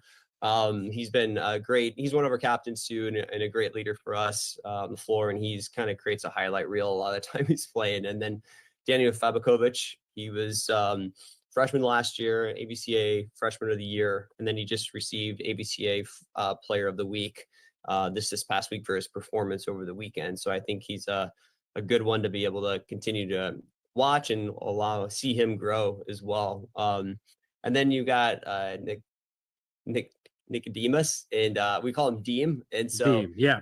I've gone with Deem for a couple of years Deem, as well. okay, yeah, good. Deem's awesome. Like he's both sides of the ball, and he's working incredibly hard on his arm over the summer. And so he's an amazing blocker. And so just offensively, you're going to see more from him. And then, our center position, I think just in general is going to be something to watch. That's what we're trying to fill over Dan Magnum, who graduated. So that's the one key piece that we're trying to figure out on our own. And Ryan McElligott has been great. But the 3 setters in general are all battling for that spot as well. The team started off the season last weekend with a win over the number 8 team in the country at the time, Penn State. It makes sense that you guys slide right into number 8, and then Maryville gave you a good run there, especially in the 3rd set, able to come back, win that one in 4. Starting this season with 6 consecutive home games, depending upon when our listeners are listening to this, it's January 17th, January 18th, Friday, Saturday, St. Francis and Rockhurst. And then again, the following weekend, January 24th and the 25th, Missouri S&T and Mount Olive. So a really good chance, I think, for the fans to come out and see the team, but also I think a good chance for your team just to get some early good vibes going here at home, right? Yeah, you're 100% right on that. And at first, the previous staff did the schedule, but when you look at it, you're like, I'm happy with it because Penn State was the first match as a staff that we coached together, and we have no rhythm. Like we're all over the place, right? So this allows us to be a little bit better. And then, Parker's coming back from some summer surgery stuff to fix some things. And so it was an easy way for him to kind of come into it, losing our setter. So it's just, I think, a really good schedule, like to your point, to get the fans, get the students out, and get some really good momentum going into the season. And how much have you sensed from the guys on the team that they want to piggyback on what the women have been able to do, especially now they made the NCAA tournament 2 of the last 3 years. And this season, I don't want to say it was I'd say it was more of a surprising run to the NCAA tournament for the women this year. But I feel like that's a little kick in their pants to try to match them, right? Yeah, absolutely. I think it's contagious. I think when women's volleyball goes, can basketball, like when we went in 14, 15, basketball was Final Four in 2018. So I think it's just culturally, could we continue to piggyback off of one another and ride each other's successes? And women's volleyball did a great job. I planned their best at the end of the year, and that's our goal as well. Yeah, I think they had lost like one set over like a 2-month span until they finally lost in the NCAA tournament. So it was a pretty incredible run for them. What would you say to our listeners here on the Rambler Sports Network who probably, I don't want to typecast all of them, but a heavy majority of them maybe only follow the men's basketball program with a close eye, but tell them why they need to take some time out to watch a game on Marquee Sports Network or ESPN Plus, or come out to Gentile Arena to see this men's volleyball program. I know a word I can use is electric, just because the ability of the players, and I get to sit courtside when I'm there, so you really get up close look. But tell the listeners why they should become a men's volleyball aficionado. Yeah, I think if you love men's basketball and the fast pacedness of men's basketball, the excitement, the alley oops, the dunking, you're going to love men's volleyball. I mean, you've got guys that are 6'9", 6'10", that are touching 12 feet or above, hitting a serve at 70 miles an hour, hitting a spike at 100 miles an hour. But you got to be there to experience that electric environment that you're talking about, and just the physicality and the rhythm and the cadence of the plays that are happening. It's an exciting thing to be a part of. And like I said earlier, the Ramblers are at home at Gentile Arena the 17th and the 18th of January. So we're recording this on January 15th, so a couple of days from now. But January 24th and 25th at home as well, before you'll have that first road trip to Pepperdine and UC San Diego. And then it'll be the conference home opener Thursday, February 6th against McKendree. Of course, home games, Purdue, Fort Wayne, Quincy, Lewis, Ohio State, Cal State Northridge, Lindenwood, Ball State, of course, all that except for Cal State Northridge would be part of MIVA play. Is there an opponent that stands out there? Just one that comes to town that you'll be circled on the calendar? I got a feeling there's a and I think there's obviously Lewis, but if we're thinking about getting a bunch of people there, April 12th versus Ball State, it's we're going to try to break the home attendance record. We're going to honor our 2014 and 2015 national championship, induct them into the Hall of Fame. So all the alums from men's and women's volleyball are coming back, and so that would be a great one for people to come out to. All right, everybody, mark your calendar. April 12th, it's a Saturday. It's a 5 o'clock game. It'll be against Ball State. It's the regular season finale. There could be a number one seed on the line. Who knows, heading into the playoffs in the MIVA. Shane Davis, once again, welcome back to Loyola University of Chicago. Congratulations on the early success, 2-0. We hope it continues, and looking forward to chatting more down the line here. Awesome. Thank you. That's Shane Davis, Loyola men's volleyball head coach here on the Rambler Sports Network from Learfield. More to come in a moment. Tired of the daily maintenance of getting rid of unwanted hair? Still shaving the patches of hair left behind by laser hair removal? Ready to throw away your tweezer and have your eyebrows shaped permanently? Electrolysis is the only method recognized by the FDA as permanent hair removal. Call or text 224-730-4919 to schedule your free 45-minute consultation and sampling. Day, evening, and weekend hours available. Offices in Skokie and Lincoln Park. Visit electrolysisforyou.com for more information. Go Ramblers!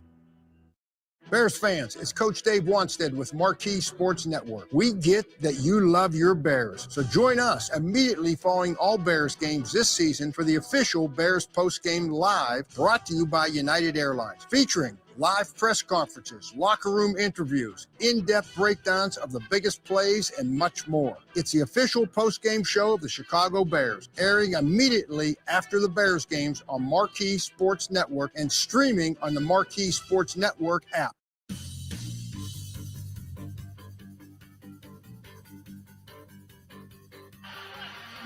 DeGroot Logistics is a proud sponsor of Loyola Athletics, owned and operated by Loyola alumni.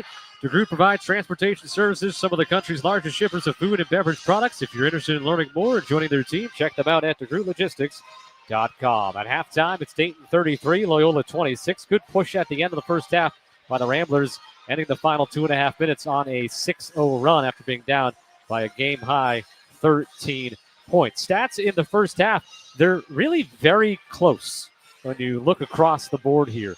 Loyola, 9 of 26 from the field. Dayton, 11 of 26. Ramblers, 2 of 12 from 3. Dayton, 4 of 12 from 3. Loyola made 6 of their 7 free throws. Dayton made 7 of their 10. Jaden Dawson, 12 points in the first half, 4 of 6 from the field, knocked down 1 of his 3 3-pointers. You got leading rebounders, Miles Rubin, Jalen Deloach, Francis Okoria all have 3. Leader in assists, Des Watson and Jalen Quinn each have 2. You look at the Dayton side, their leading scorer, Enoch Cheeks, with 9 points as he made his first 3 3-pointers he took. It was a little more quiet as the first half wound down. Zed Key also scored 9 points, went 5 of 8 at the free throw line. Points off turnovers, Dayton has 7 points off of 7 Rambler turnovers. And the Ramblers have 3 points off 4 Dayton turnovers. Points in the paint are even, 14-14. Second chance points are 3-2 Dayton, as Loyola is +3 on the glass and +2 on the offensive glass. Dayton's led by as many as 13. Ramblers have led briefly by 2. 4 lead changes, no ties in the first half. And so, I mean, CT, slight differences in those numbers. Dayton's made two more shots. They're 2 more 3-pointers. They're up by, and they've made 1 more free throw. They're up by 7. There you go. Yeah, that's I mean, I know great math. That's some great math. Right very there. simply put, but, no, but it's, you're there. You're in the game. Oh, absolutely. I mean, we're well within striking distance. I mean, we've seen time and time again how quickly we can put 7 points on the board. I mean, that's just 3. It could be, first 3 trips down the floor. I mean, we could go on a quick 9-0 run and just take the lead back. But, I mean, I think overall, I mean, on the offense end, we're getting good shots. I mean, we're not shooting a great percentage, especially from 3. I mean, again, the only 3 that I can think of that maybe be quote-unquote a bad shot would be probably the second one that Francis took, which is a little bit rushed. But, again, rushed in the sense that at the time we're on the wrong end of a run, so probably want to get some opportunity, run some offense, maybe turn down like a possibly good shot and try to get a great one. But other than that, I mean, we're running our stuff. We're getting good looks. I mean, we just got to settle in, just knock them down. Rhode Island ended up winning that game, by the way, on a Sebastian Thomas buzzer beater, which I think he's now done 3 times this season. 92-90, the Rams beat the Wildcats. So Rhode Island's 3-3, and Davidson's 2-3. And St. Louis hangs on to beat Richmond by 4, 63-59. So the Billikens are now 4-1 at the top of the Atlantic 10, or at least a half tied with VCU and a half game behind now first place George Mason with their win today at 5-1 on the A10 season. All right, we'll take one final break here on the halftime show and come back. It'll be time for the second half. Dayton 33, Ramblers 26. This is the Ramblers Sports Network from Learfield.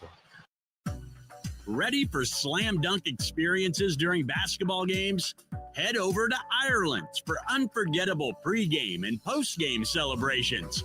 Located on campus in the lower level of the Damon Student Center and proudly run by Loyola-led Enterprises undergraduate students. Head down and enjoy a delicious panini and pair it with a beer or seltzer of your choice. Ireland's, raising a glass to victory.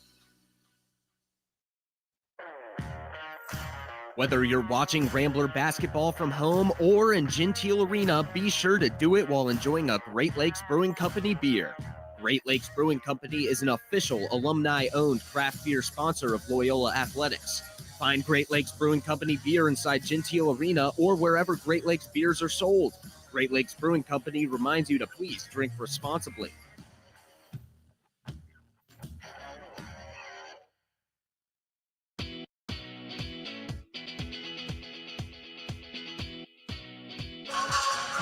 The new Bud Light Loft in Gentile Arena provides a fantastic sideline view of the court. It also offers plenty of exciting amenities, including all-inclusive food service, an elevated game day tailgate menu, a private cash bar, and a reserved countertop seat with access to high-top tables. Interested in season, group, or single game tickets in the Bud Light Loft? Visit RamblerTickets.com or call 773-508-WOLF. All right, CT, Ramblers didn't get a fast start to the ball game. Could certainly use a fast start to the second half here to match what they did at the end of the first half. Exactly. I mean, it's Dayton ball coming out of start to have some great opportunity to get a stop and then run our stuff, try to see if we can get an easy one in transition. Otherwise, just keep running our stuff on the offensive end. I mean, just don't get too sped up. All right, Dayton moving left to right in the second half, beginning with the ball in the second half. Javon Bennett on the left wing, gives to Nate Santos. Now Latong out beyond the three-point line, back to the basket. Bennett comes to get the handoff, turns the corner, goes down low against Rubin. He gets shut off by Miles, and now the pass back out near half court. JQ guarding Malachi Smith. Smith drives, kicks, cheeks the pass to Santos. Good closeout by Quinn. Santos challenged by Rubin, who he just threw the ball up in the air, a little deflection, and it lands right back to him, and he lays it up and in as Miles fell back out of position after the initial defensive play. And then Miles gets in the air and up top here and lands. And that's not allowed. But Drew, I think Drew said that's on me. Maybe. Yeah, tell Miles it was maybe not the right play call at the time. 35-26 Dayton. The Flyers have the ball. Bennett between the rings, guarded by Dez. Now Cheeks driving from the left side of the baseline, kick out. Javon Bennett up fakes, drives to the lane, floater, good. Miles has to stay down on that, though. There's no reason to jump first. You got a 5'10" guy. First 2 buckets of the half go to Dayton. They're up by 11 again, 37-26. Rubin, top side. Watson, left wing. Trying to go left, met by Latong. Takes him into the paint, now back out. Dawson drops the pass, got it back. Kick out, Watson, up fakes. Now will take the three over Latong, and he hit it. Dez's first field goal of the day. He didn't want to take it initially. Latong didn't fully close out, so he said, all right, I will take it. And it's 37-29, Flyers by 8. A 3-2 zone look right here. And that had some success in the first half, with Dayton struggling to find what they want to do. Overload, Miles. Over the top, Watson gets the hand on the pass intended for Latong with 8 on the shot clock.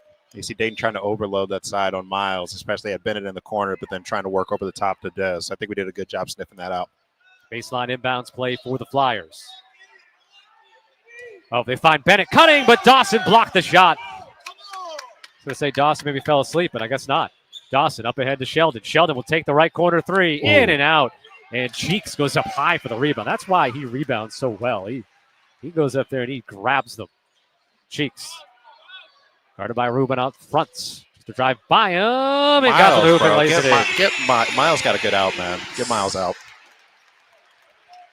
Enoch Cheeks up to 11 points. As Sheldon has the ball on the left side. Dayton up by 10, 39-29. Watson, top of the nail. Watson out to Sheldon, left wing. Gives to JQ. JQ dribbles back out towards half court. Off the Rubin screen. Quinn penetrates on the left lane line into Latong and scores through the contact. Jalen Quinn with 6 points. He's 3 of 3 from the field. 39-31 Flyers. Deloach is set to come on for Loyola. Santos on the left side. Cheeks between the rings. Moves it right side for Bennett. Bennett guarded by Quinn. Now for Smith. Smith dribbles left off the Latong screen. Gets in the air. Finds Latong on the baseline. Able to squeeze it up and in. 41-31. Edwards across half court over the right side. Sheldon here. Passes sideline left to Dawson. Rubin and Latong is just going to reach and reach and reach. Rubin, another reach. Watson will take the three over Latong again. Maybe deflected. And they say no. Now an air ball out of bounds. Dayton the basketball leading 41-31, 16:32 to go. Correa and Deloach came on. Malachi Smith dribbles over to the left side. Now back out top. Bounces it for Cheeks. Cheeks for Bennett. Bennett, well, they veer off away from him, and he makes a three from way out there. Yeah, but Drew's telling him to go under last minute. I mean, he's got to go over the top on that one. He's in a scoring position. You can't go underneath on a shooter. And they reassume the 13-point lead at 44-31. Dawson, quick trigger left corner three is good. JD now with 15. 5 of 7 from the field, 2 of 4 from 3. A big answer there from Dawson. Back to a 10-point game. And now the Ramblers go back into the 3-2 zone off the made bucket. Bennett From the right, dribbles to the top, between the rings, push past sideline right, Santos for Letong. Well, Coria went for the steal, it looked like, from my vantage point, and then Letong was able to spin away and get fouled, putting up a shot, and he'll shoot 2. Well, Coria picks up his 3rd foul. Timeout on the floor at 15:37 to go in the second half. Dayton led by 7 at halftime. They just had the lead at 13. Right now it's 10. 44-34 Flyers. You're on the Rambler Sports Network from Learfield. Looking for a doctor close to home? You don't have to travel far to find the leading edge of healthcare. With Loyola Medicine, hospitals and doctors' offices located throughout the west, south, and southwest suburbs, advanced medical technology and top-rated physicians are right in your neighborhood. At Loyola Medicine, the official healthcare system and sports medicine sponsor of Loyola Athletics, it's easy to find an exceptional doctor at a convenient location. Go to loyolamedicine.org/doctor to find your Loyola doctor today. This spring, Raising Cane's invites you to grab life by the chicken fingers. So get out there. Be you. Do you. Embrace whatever makes you, you. All while enjoying Raising Cane's hand-battered cooked-to-order chicken fingers, crispy crinkle-cut fries, buttery Texas toast, and that secret recipe cane sauce that makes everything that much better. So go on. Savor the day. Raising Cane's chicken fingers. One love. Planning for retirement is like preparing for the big game. You need offense, defense, and the right team on your side. As the official retirement planning sponsor of Loyola Athletics, Strategic Wealth Designers has a goal to help you create a winning financial plan so you're prepared for life's biggest moments. Strategic Wealth Designers, helping America retire since 2002. Visit swdgroup.com or give them a call at 187-SWD-GROUP. Strategic Wealth Designers is a paid sponsor of Loyola Athletics. No endorsement by Loyola Athletics is stated or implied, and Loyola Athletics is not a client of Strategic Wealth Designers.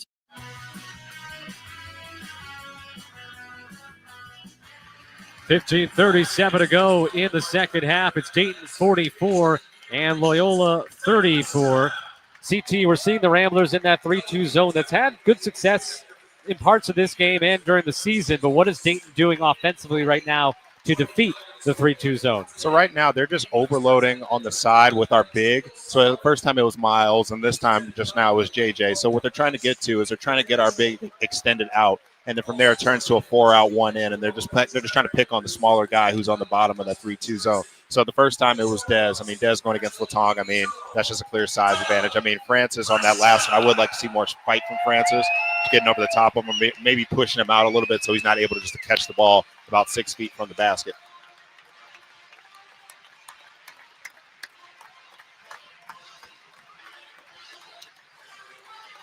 So will be free throws coming out of the timeout here for Letong, as Dayton will look to push this lead up back to 12.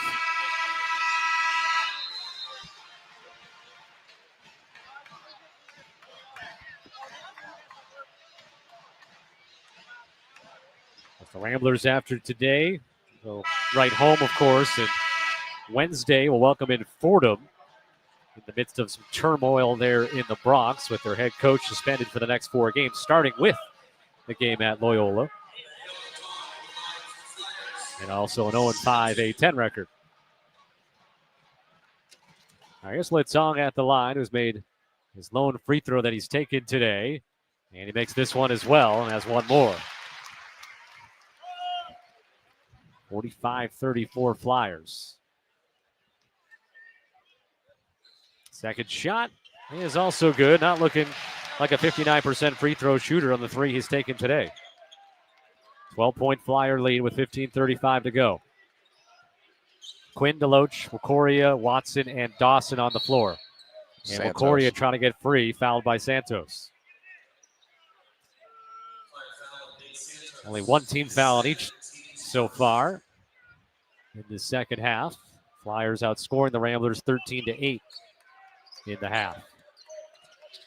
Coria gets free this time, gets the bounce pass out beyond the 3-point line. Deloach fakes left, drives right against Letong to the hoop, got fouled. Yep. Maybe a reach in by Malachi Smith will get the foul. That's, the case, his second. That's a great set right there. Just get JJ an ISO situation where he can sweep and drive going to his right hand against Letong. Love that move. JJ to the line where he's 1 for 2 today. 3 total points, 3 rebounds. First and 2 is good.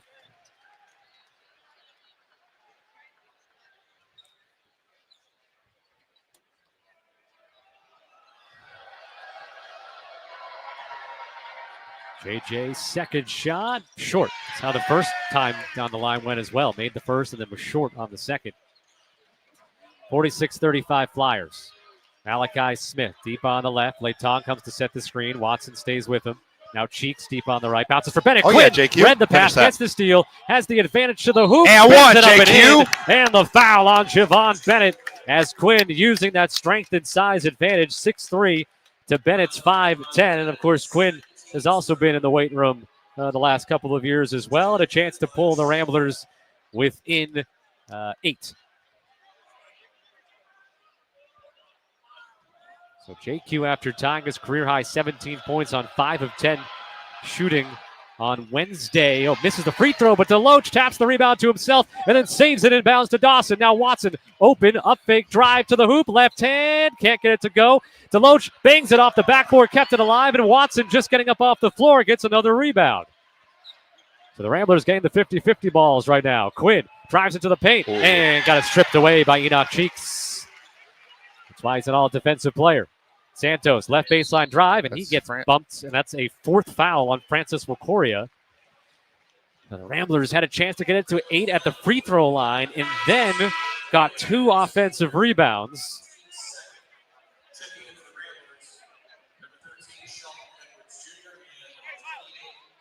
So it'll be Wakoria and Deloach coming out. Rubin and Edwards check in.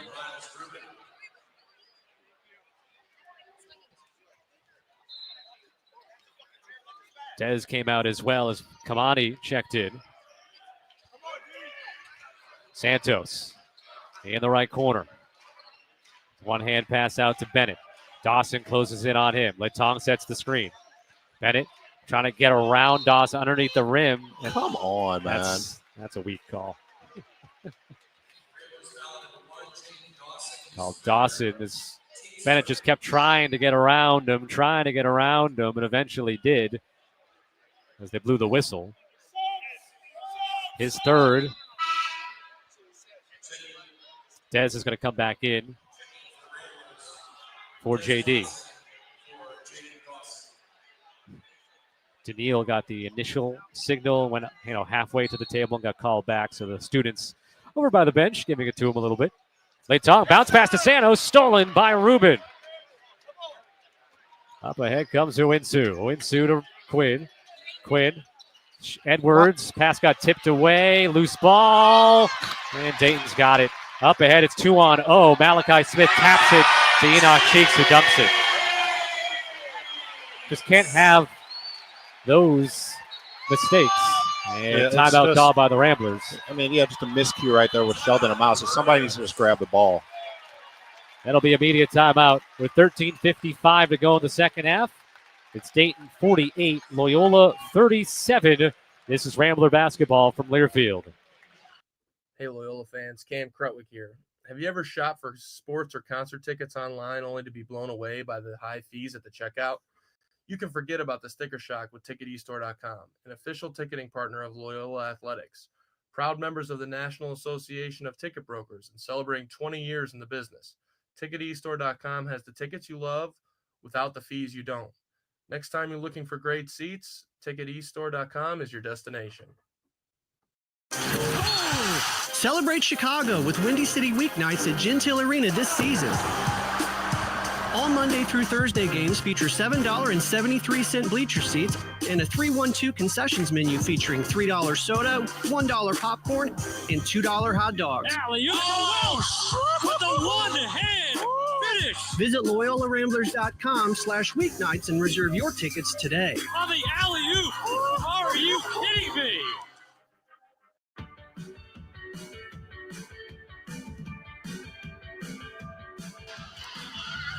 Loyola Medicine, the official health system and sports medicine sponsor of Loyola Athletics, provides life-saving care. Loyola Medicine's top-rated doctors diagnose, treat, and manage both common conditions and complex diseases. Visit LoyolaMedicine.com Ramblers.org/schedule now to make your appointment today. Well, the Ramblers had the ball within 9 and then had an unforced error that led to a wide open bucket the other way. And now a timeout after that from Loyola, back down by 11. But obviously still in the ball game here, just 11 turnovers now. And I mentioned in losses, they average a little over 14. In wins, a little under 11. But at the 11 mark right now.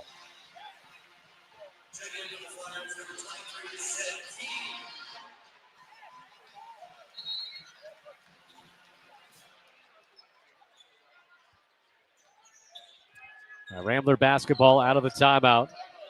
Owinsu, Watson, Dawson, Edwards, and Rubin on the floor. Watson for Edwards between the rings. Sheldon, one dribble, passes right to Dawson. Now caught on the baseline by Owinsu. Double team comes. Kamani trying to skip it, and pass tipped away by Enoch Cheeks. Cheeks goes to the hoop against Sheldon, puts up a wild reverse layup. Let's go. Dawson the rebound. Now Loyola transition the other way. Don't have the numbers. Miles, get out the. Got a double team coming. Watson gets away from it to the hoop. Will lay it up and in. Down the baseline he went. Miles did clear out of the way. And Dez with his second field goal of the second half has 7 points. Watson and Bennett having some words and some smiles on the other side of the court right now, where Cheeks has the ball on the left side. Key at the top of the key with it. Zed Key will lob it back out to half court. And they blitz him with Rubin and Watson. Smith fires a downloading Zed Key, knocked away by Dawson. And here comes Dawson in transition to Sheldon. He'll pull up for three, left wing. Boom! Let's go. Quick 5-point burst, Sheldon's first bucket of the game. 48-42 Dayton. Lead down to 6. Enoch Cheeks an answer, short, no. And the rebound by Watson. An answer attempt that was from Enoch Cheeks. He was wide open on that one. That's a little, see, that's kind of, it was not true transition, but not a fast break, but transition, moving the ball quickly, and he was free. You're right. But Loyola dodges that one.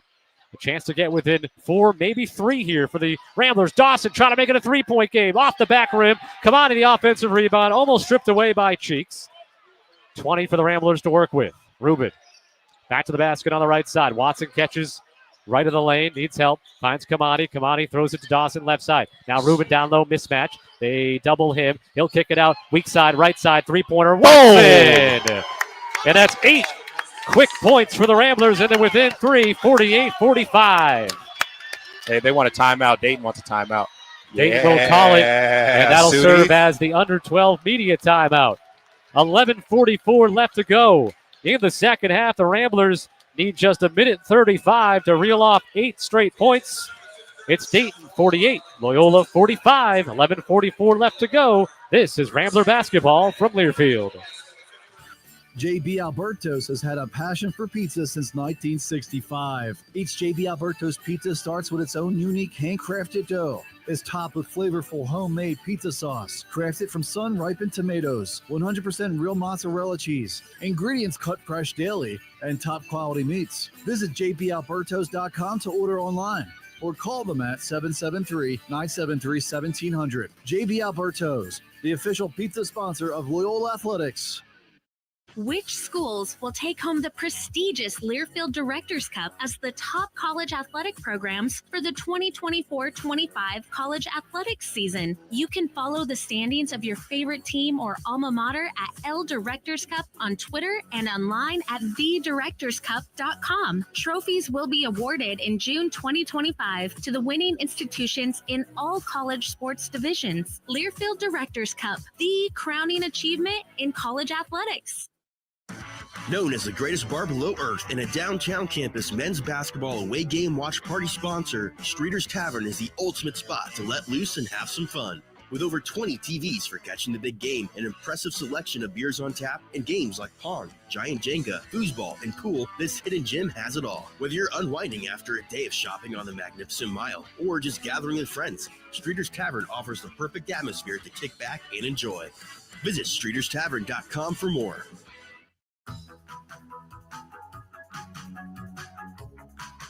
Scott CT back with you inside UD Arena. Got a little more quiet in the building after an 8-0 Rambler run over the last minute and 35 seconds.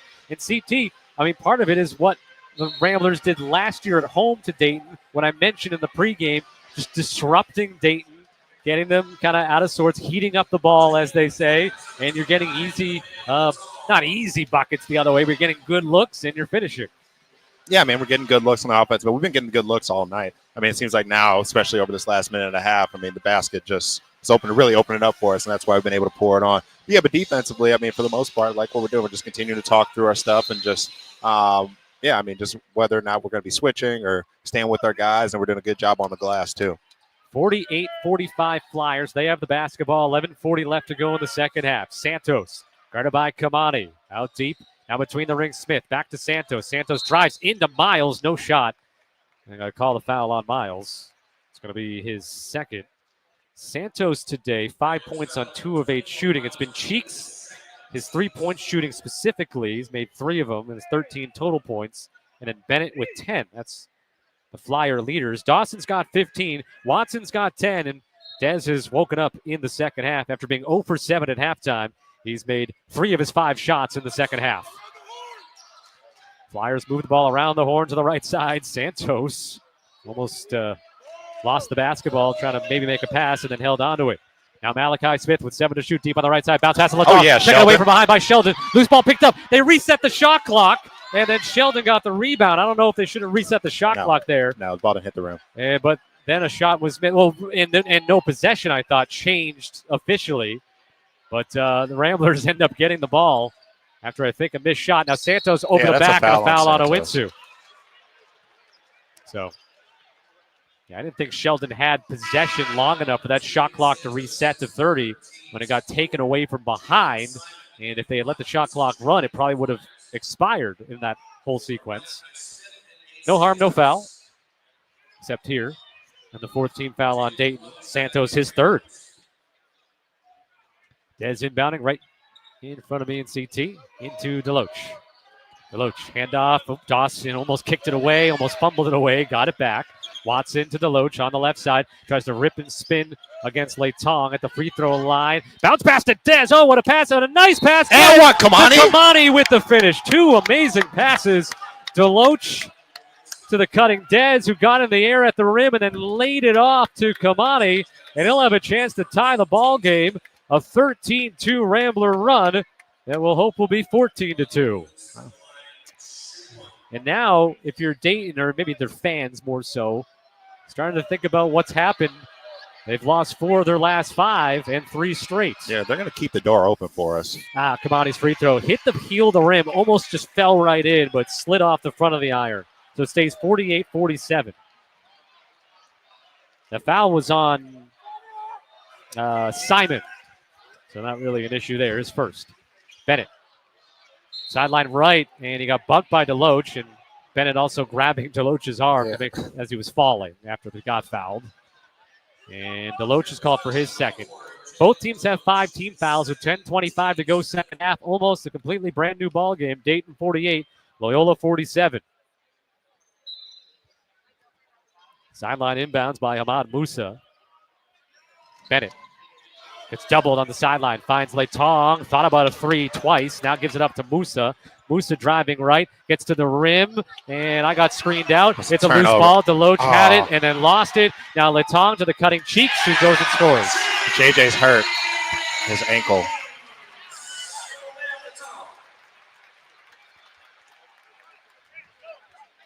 Looking back, I didn't see him land or roll anything. Yeah, but now he's up and walking off. Maybe just a bit of frustration added in. Yep. Yeah, I mean, that hurts. I'm trying to dribble in traffic after you get a stop. Just hold the ball for a second. Cheeks now with 15. Lead is 3.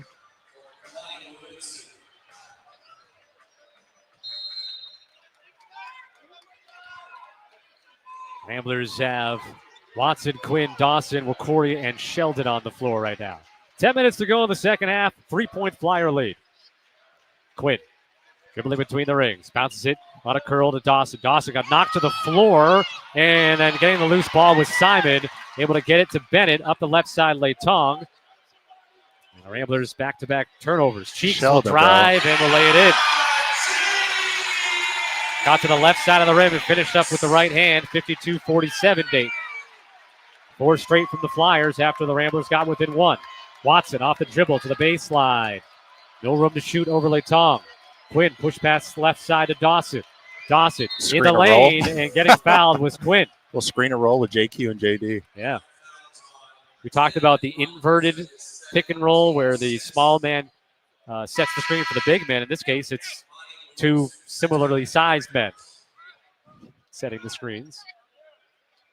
16 fouls, so no free throws, but looks like we're going to be headed towards a bunch of them, both sides potentially. Musa called for his second. Owinsu catches the ball out near the top. Dawson comes to get the handoff. Dawson down the left lane line. Bounce pass across the lane, and the finish by Kamani to make it 52-49. Let's go. Well, we need some stops here. Ramblers going man on defense here. 9:02 to go. Down by 3. Simon deep on the right side. Gives to Cheeks. Swings it left for Musa. Has Watson on him. Now Bennett. 35 feet from the basket. He gets by Dawson into the lane. Kick out right side. Simon won't shoot it. Gives to Musa. Musa will shoot it with 5 on the shot clock. 3 ball spins out. And the rebound by the Ramblers. Ripped away by Wakoria. Loyola the ball down by 3 with 8:38 to go. Quinn. The low left-hand dribble switches to his right, moving to the right wing. Wakoria trying to set a screen. Oh, almost a bad pass. Letong went for the steal. Wakoria able to get it. Now Dawson to Wakoria in the left corner. 8 to shoot. Wakoria asking for help with 5. Gives to Dawson. Dawson shoots it over Letong. Missed the 3. Kamani went over the back on Enoch Cheeks. Bro, Francis has to go towards the basket on that one right there. You got a clear mismatch, clear speed advantage right there. You got to use it. So both teams down to 16 fouls with 8:17 to go. It'll be Dayton basketball, 52-49 Flyers. Enoch Cheeks is going to come out here with 8:17 left. He'll probably come back in once we get to the media timeout. And on the other side of that, one would assume. He's been the one to hurt the Ramblers the most. Malachi Smith dribbling out near half court, gives to Letong between the rings. Sideline left for Musa. Musa has Kamani on him. Kamani getting low and forcing him out near half court. Now Malachi Smith, 1 step from the timeline. Malachi Smith getting doubled by Rubin and Sheldon. Bounces it to the right side to Simon with 4, with 3. Malachi Smith behind the back dribble with 2, with 1. Puts up a tough contested shot. Air ball. That's great defense. Rambler ball. Great defense. Shot clock violation.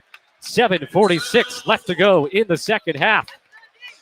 Dayton in the second half is shooting now 8 of 15, which is a solid percentage, but they've got 4 turnovers. Ramblers are 9 of 14, which is 64%, 5 turnovers. But the Ramblers have outscored the Flyers 23-19 in the second half, and they're within 3, 52-49, 7:46 to go. Here on the Ramblers Sports Network from Learfield.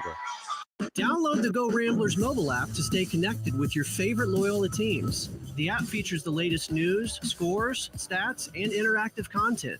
Search Loyola Ramblers in the Apple or Google Play Store. Make sure to follow the Ramblers on social media at RamblersMBB for all the latest news, updates, videos, and highlights. On the alley-oop! Are you kidding me?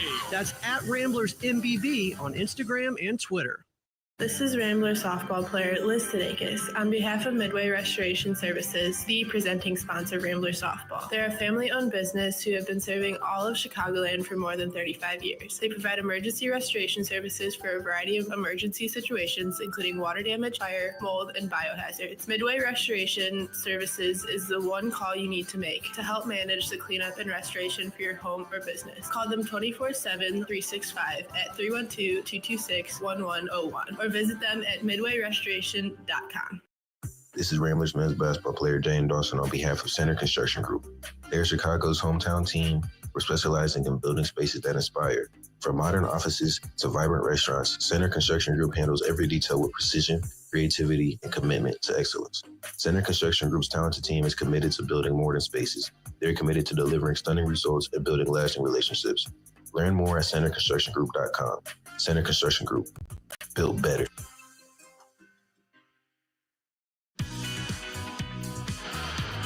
Rambler fans, make plans for your next trip to Gentile Arena by visiting RamblerTickets.com, your official source for Loyola Athletics tickets. Men's basketball seats start at only $14 per game. Visit RamblerTickets.com or call 773-508-WOLF. 7:46 left to go. It's Dayton 52, Loyola 49. Ramblers just got an air ball shot clock violation on Dayton and have the basketball down by 3. Quinn, Uinsu, Rubin, Edwards, and Watson the 5. Edwards out top with it, guarded by Musa. One dribble pass to the left, corner 3, Watson. Ball game. Des Watson with 11 of his 13 points in the second half. And with 7:20 left to go, brand new ball game, 52-52.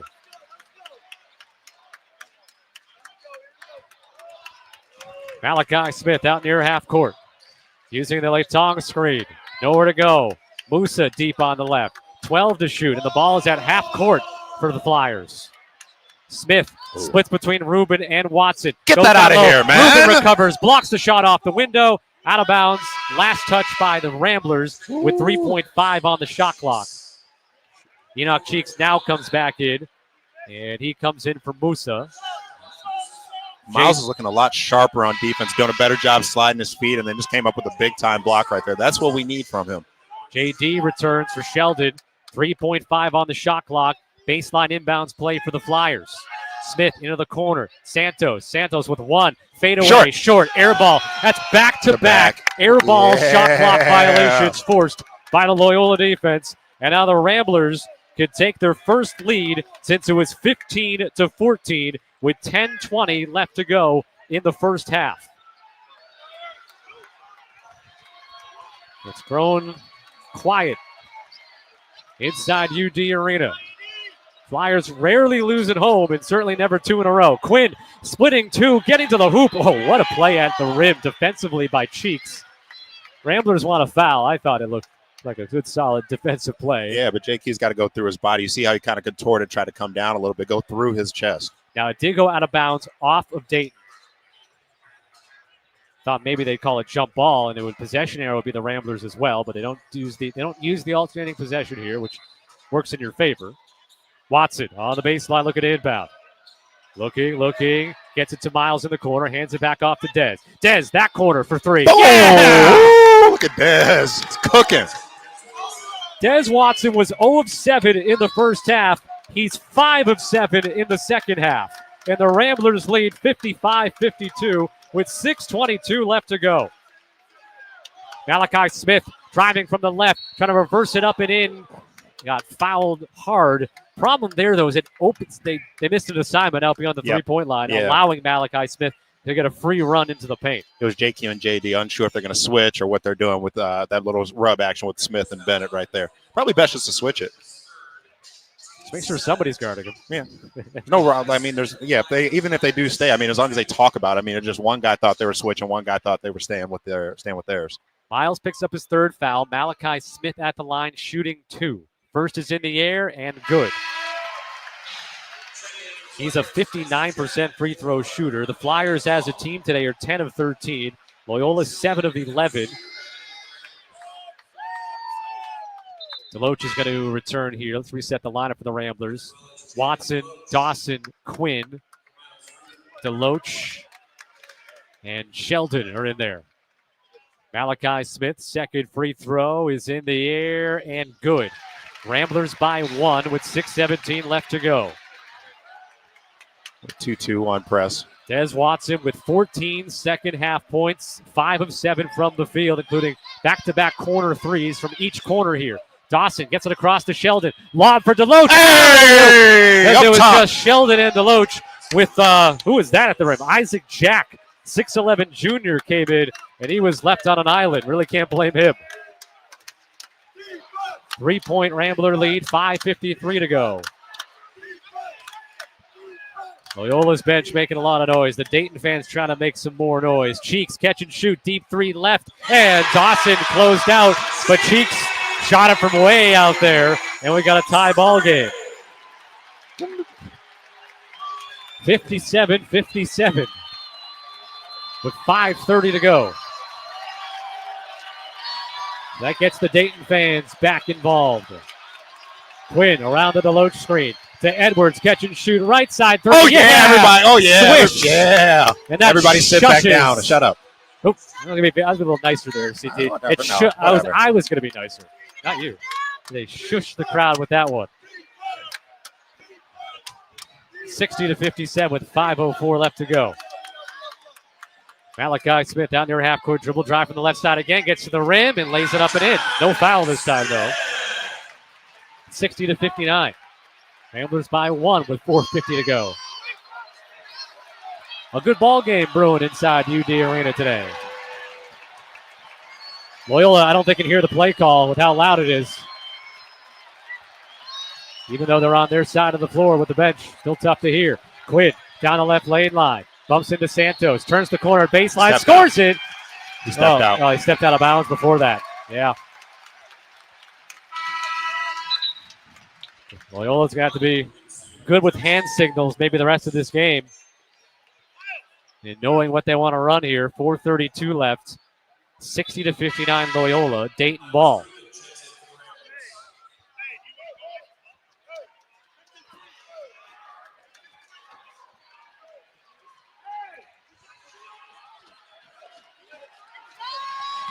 Malachi Smith will cross the half-court line with 4:27 left to go. Dawson picks him up.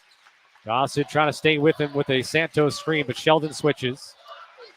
Now the screen set by Jack. Swung left to Cheeks. Sideline left. Got Dez off him. Takes the long three. Kamani, see in it. and out. Rebound on the floor. And Kamani.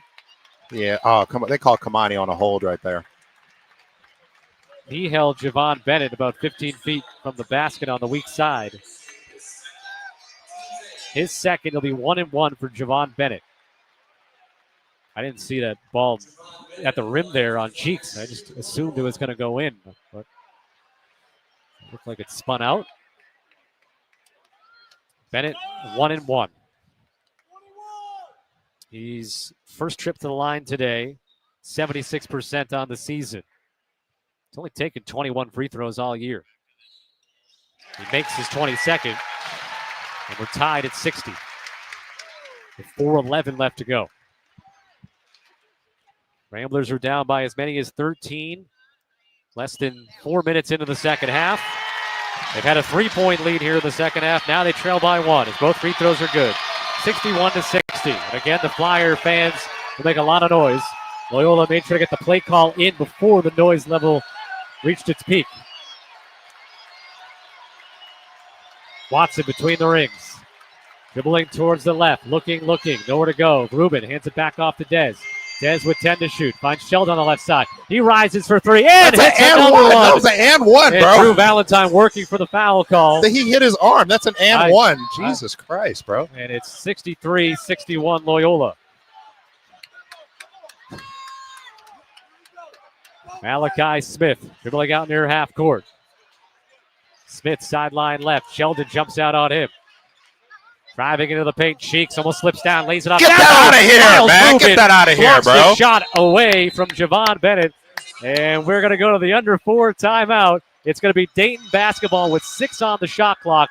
3:22 left to go. Loyola 63, Dayton 61. They're going to raise the level of the music in here to make it unnecessarily loud again. But hey, we'll be back with the finish here on the Rambler Sports Network from Learfield. This is Ramblers men's basketball player Jalen Quinn on behalf of the law firm of Kupiec & Martin. Founded in 2008 by Loyola alumnus Dave Kupiec, Kupiec & Martin is a trusted multi-state tax law firm with almost 6 years of experience, advising businesses with state and local income, franchise, and sales tax matters. Their expertise was developed from working in-house at large publicly owned corporate tax departments, Big Four accounting firms, and state agencies. Contact them at 312-632-1022 or visit them at kupiecandmartin.com. Go Blairs.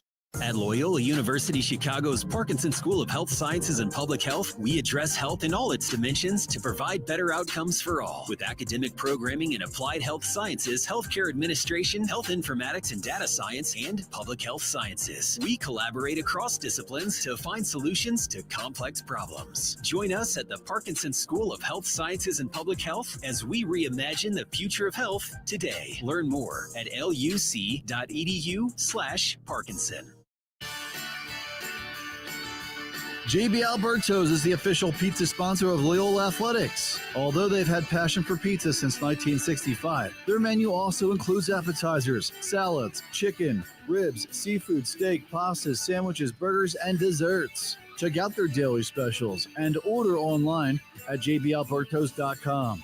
You can also call them at 773-973-1700 for all of your catering needs. Team Impact is a therapeutic 2-year program that matches children facing serious illness and disabilities with college sports teams, creating a long-term, life-changing experience for everyone involved. Loyola Medicine sponsors the Ramblers' relationship with Team Impact, which currently includes 3 active matches. Team Impact, getting all kids in the game, all in, all together. Behind Des Watson's 5 for 7 shooting in the second half and 14 points, the Ramblers have a 2-point lead, 63-61. Sheldon Edwards, though, late here in this game, has made 3 3-pointers. 6 on the shot clock with 3:22 left to go. Dayton inbounding in front of their own bench. 2-point Rambler lead. Still looking to get it in. Santos, he stepped over. Oh, he stepped on the line. Wow. Oh, my gosh. And an inbound violation by the Flyers, and the Ramblers have it with 3:22 left down. Up by 2. Don't often see that on a sideline inbound. Baseline, it happens once in a while.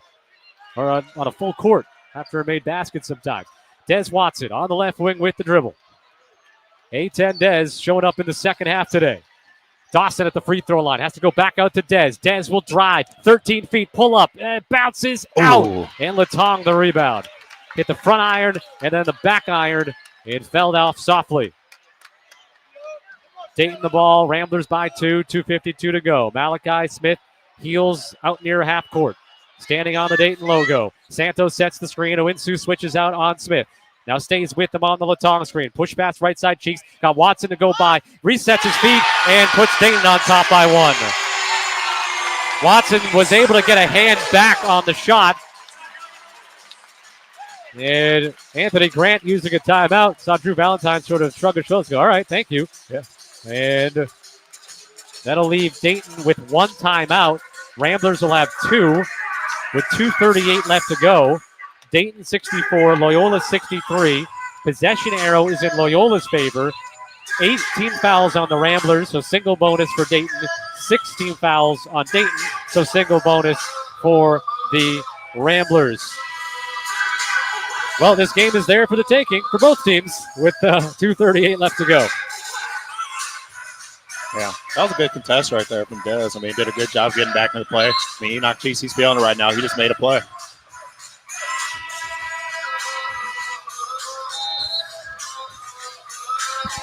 Again, Loyola has done the job on the top scorer of a team.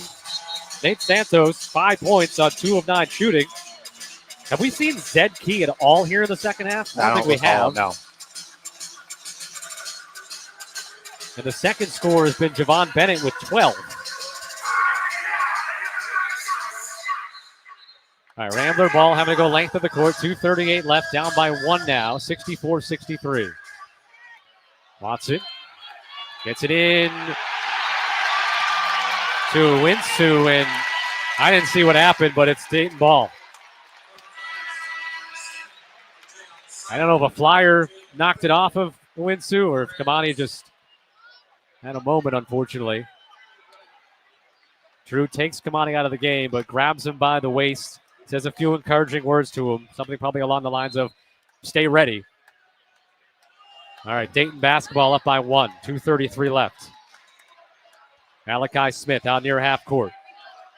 Right now it's the Enoch Cheek show for the Flyers. Smith, driving kick, baseline drive, Bennett, nowhere to go. Throws it out to Latong. Latong wants to go to work. Spinning against Miles, misses. They called a foul on Miles. If they didn't, it would have been a putback, easy lay-in. Latong may have gone gliding in the lane there as they called the foul. Well, Latong is perfect at the line today, which is against what he's done this year. He's going to have 2. 1 point Dayton lead. First shot is good.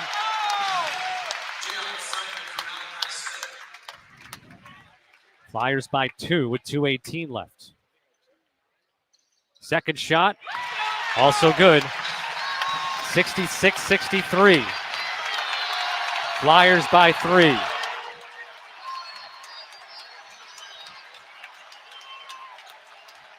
Dawson gets the ball between the rings. Now to JQ.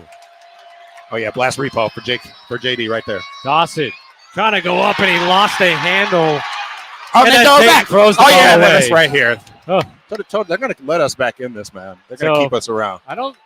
Dawson lost. I'm not sure if Latong got a hand on it or JD just lost it on the way up. And then Dayton just throws the ball away in the backcourt. Like their bench is standing up too, man. He's telling our bench to sit down. Both benches are standing up. Just focus. Refs need to focus on the play on the court, man. I will say, with the ball on this side of the court, it's probably more imperative to get the guys seated. Hopefully, though, you're right that they will enforce the same thing on the other side. Dez will inbound on the sideline. Into the corner, Sheldon, back to Dez. Miles top side, drives by Latong. He traveled. Come on, Miles, bro.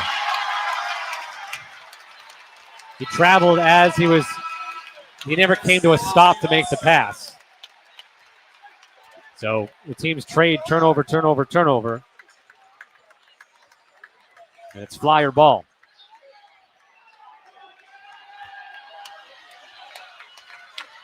Dayton a chance to make it a 2-possession game now with 1:45 left. Malachi Smith, a moving illegal screen on Nate Santos, his 4th foul. Yes. Although, again, I'm not going to tempt the beast here, but he's got 4 fouls, so foul him out. I don't care how he's been doing today. Rather have him not on the floor. All right, so remember, no free throws on a player control. 7th team foul. The low chin, Rubin out. Ramblers ball, 140 left, down 66-63. Dayton, what's their defense here? Their man. This man? Okay. Quinn, dribbling out top. JQ passes to Dawson, sideline left. He'll take the 3. In and out. Loose ball. Latong to the floor with it. Got it, saved it away to Cheeks. Ramblers pressuring the ball in the backcourt. And now here comes Dayton. Over the half-court line with 1:12 left, up by 3. Javon Bennett. Drew Valentine just did a jumping jack at half court. Dawson guarding the ball. Now to Simon, sideline right. 5 to shoot, 4 to shoot. Late shot clock situation. Bennett got away with a travel, missed the shot. Loose ball. Bro, and they're calling a foul on Loyola. That is weak. Bennett, of course they are. Travel, bro. That was.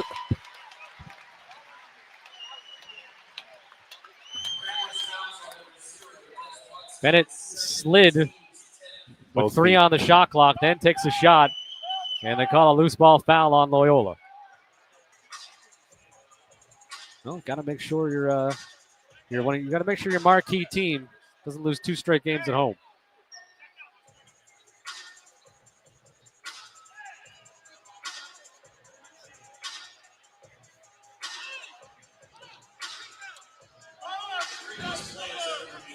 It's going to be a 2-shot foul also because it's the 10th team foul. They're trying to see who the shooter is supposed to be. Well, shouldn't you know that if you called a foul on someone? Yeah.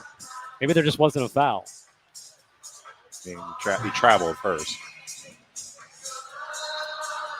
Visit Candlelight Chicago Firehouse Grill, Pippin's Tavern, Streeter's Tavern to watch the Ramblers battle George Mason Wednesday, January the 29th at 6 p.m. Each is located close to the downtown or lakeshore campuses. It features delicious food options and beverage specials during Ramblers away games. All away games this season can be viewed at any of these locations. They are the men's basketball away game watch party sponsors. It's going to be Simon at the line. He's taken 3 free throws all year. He's got 2. First in the air. Yep. No good. Let's go. Box out here. Box out. 51.2 left, 66-63 Dayton. That was not a pretty miss. It's wide left off the iron. Second free throw upcoming from Simon. In the air, bounces off the back iron. Sheldon the rebound. Ramblers the ball, down by 3, 47 seconds left. Quinn hands off Sheldon. He'll take the three for the tie. Oh, yeah, Sheldon. Woo! Big time, baby. 42.5 seconds left. Sheldon has made 4 3-pointers here in the second half. Timeout. Yeah. Dayton. Flyers final timeout with 37.6 seconds left. They'll have 25 on the shot clock, 66-66. So the Ramblers, even if they give up a bucket, assuming they get obviously assuming you get a rebound on a miss, you're going to have the ball one more time here, and you're hoping last shot opportunity at this point. Yep, you got to secure that first rebound, though. You got to secure it. Dayton's going to go to their high screen and roll, actually, what they've been doing the whole time. They're probably going to have Malachi Smith put the ball in his hands, try to get something going towards the basket. Got to be totally sharp when our coverage is there and make sure we know exactly what we're doing, whether we're going to switch it, whether we're going to show, or if you're Miles, making sure you're getting out there, sliding your feet, doubling, trying to get him to give the ball up. CT, how about this? The combination of Des Watson and Sheldon Edwards Jr., 0 for 9 in the first half. Second half combined 9 for 13. Your senior leaders stepping up in the second half in this type of atmosphere. This is what Sheldon Edwards and Des Watson and everybody dreamed of while playing in the driveway, right? These situations. Yeah, big shots on the road, willing your team to victory. Hey, right now we still got about 38 seconds left. We're about to play some defense here again. Got to be totally crisp on what it is that we're doing, especially on these high screen and roll actions, because that's all that Dayton's been going to. They are going to go to this again. They're going to have the ball in Malachi Smith's hands, trying to get him to make the decision. Ramblers in this second half shooting 65% and 9 of 14 from 3. Ramblers have made 11 threes in the game. Dayton's made 7, 5 of them from Enoch Cheeks.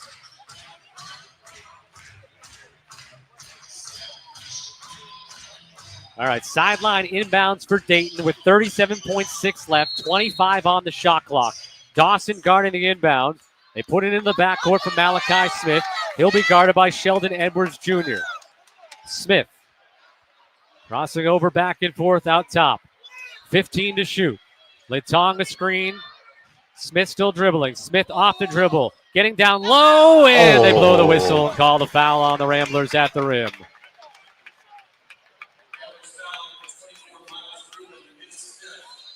And Miles just fouled out. Yeah. First time he's fouled out all season. So Deloach will come on. Not really a surprise there with 21.7 seconds left. And Malachi Smith to the line to shoot 2. He's 2 of 2 today. And again, 59% on the year, but a couple of their worst free throw shooters, Smith and Letong, have gone perfect. They're both below 60% on the year. Come on, give us one, Malachi. Malachi Smith's first shot is good. So they have the lead. Ramblers have 2 timeouts left and the possession arrow. And it's single bonus if they get fouled on the floor. Second free throw from Smith, upcoming, in the air, good. 2-point Dayton lead with 21.7 seconds left. Obviously would not be shocked if they run something that gets an open 3 like we've seen, because it's been working. Quinn has to pick up the basketball, 3-quarter court.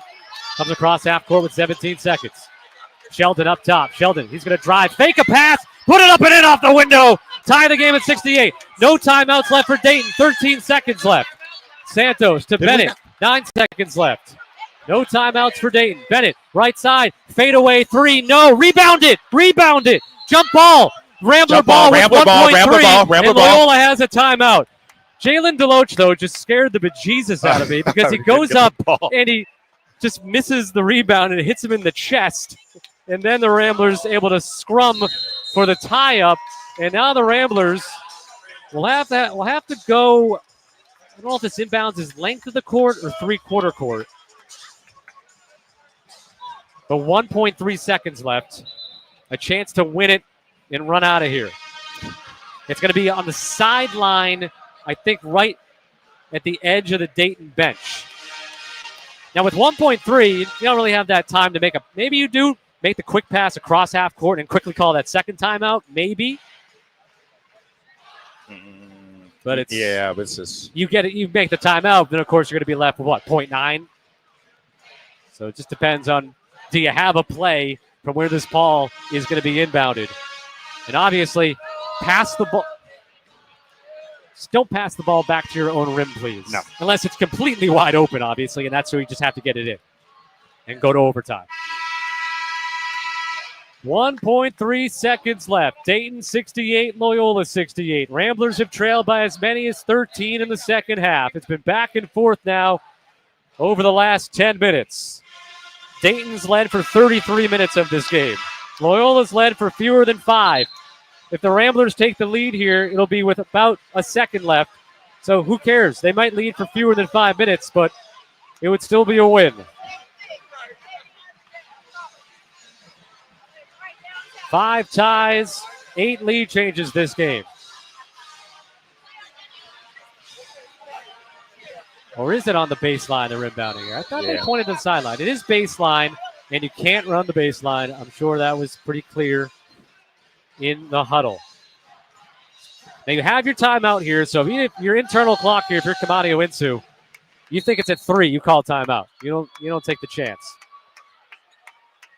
They got Letong guarding the inbounds. The referee tells Kamani, stay put.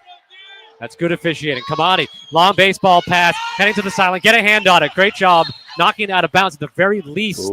Even if it goes out of bounds at 0.8. I was saying, Sheldon, at least get your hands on it. If it goes out of bounds off of you, so be it with 0.8 here on this side of the court. Because if that ball goes straight out of bounds, it comes all the way back. And then Dayton would have the ball at their own hoop with 1.6 seconds left. So Sheldon, good defensive play, and you get possession with 0.8, and it works out that you use your last timeout. 0.8 left, and you're inbounding on the sideline. You can catch and shoot. You don't necessarily have to lob and tip it at the rim. Of course, we've seen Loyola have some great lob plays. CT, what's your first, your second option here? What's your first and your second option? First option, probably try to throw the ball towards, obviously you want to get it towards the basket. So, it's a tie game. You don't have to win it on a 3 right now. And then the worst thing that could happen is you try to maybe throw it into the back into the front court right here. For whatever reason, there's a miscue. Dayton gets the ball, and then they have a shot at a last-second, heroic attempt right here. That'll end up on SportsCenter. But maybe get something going towards the basket, and then maybe a quick tip, maybe something to probably have Kamani inbounding the ball. So maybe try to put the ball in either Dez's hands or maybe even Francis. He's a guy that can jump up and go get it and tip it up. So they're checking the time. They had 1.6 when the ball was inbounded, and then it was tipped, and I think it went into the crowd. And again, it's when it lands out of bounds, officially the clock stops. That's what they're going to look at. They're at 0.8 right now. Can't imagine it being much different. Obviously, if you're Loyola, you'd take an extra couple of tenths. You add another tenth or two, you have a chance to dribble and shoot. Although, you probably just catch and shoot. Yeah. Yep.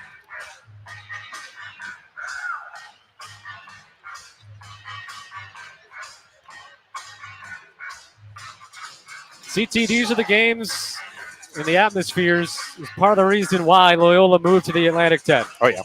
You don't get this in the Valley.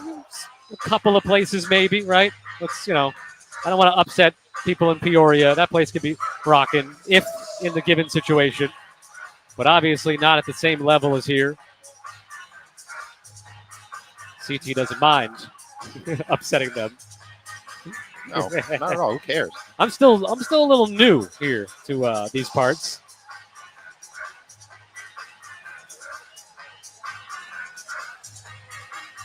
So they're still looking at the clock here.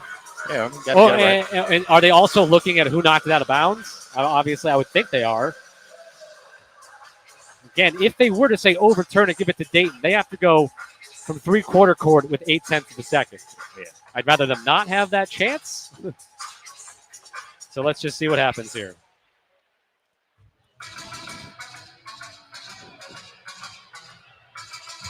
CT, I think, is going to try to grab a look to see maybe what they are looking at.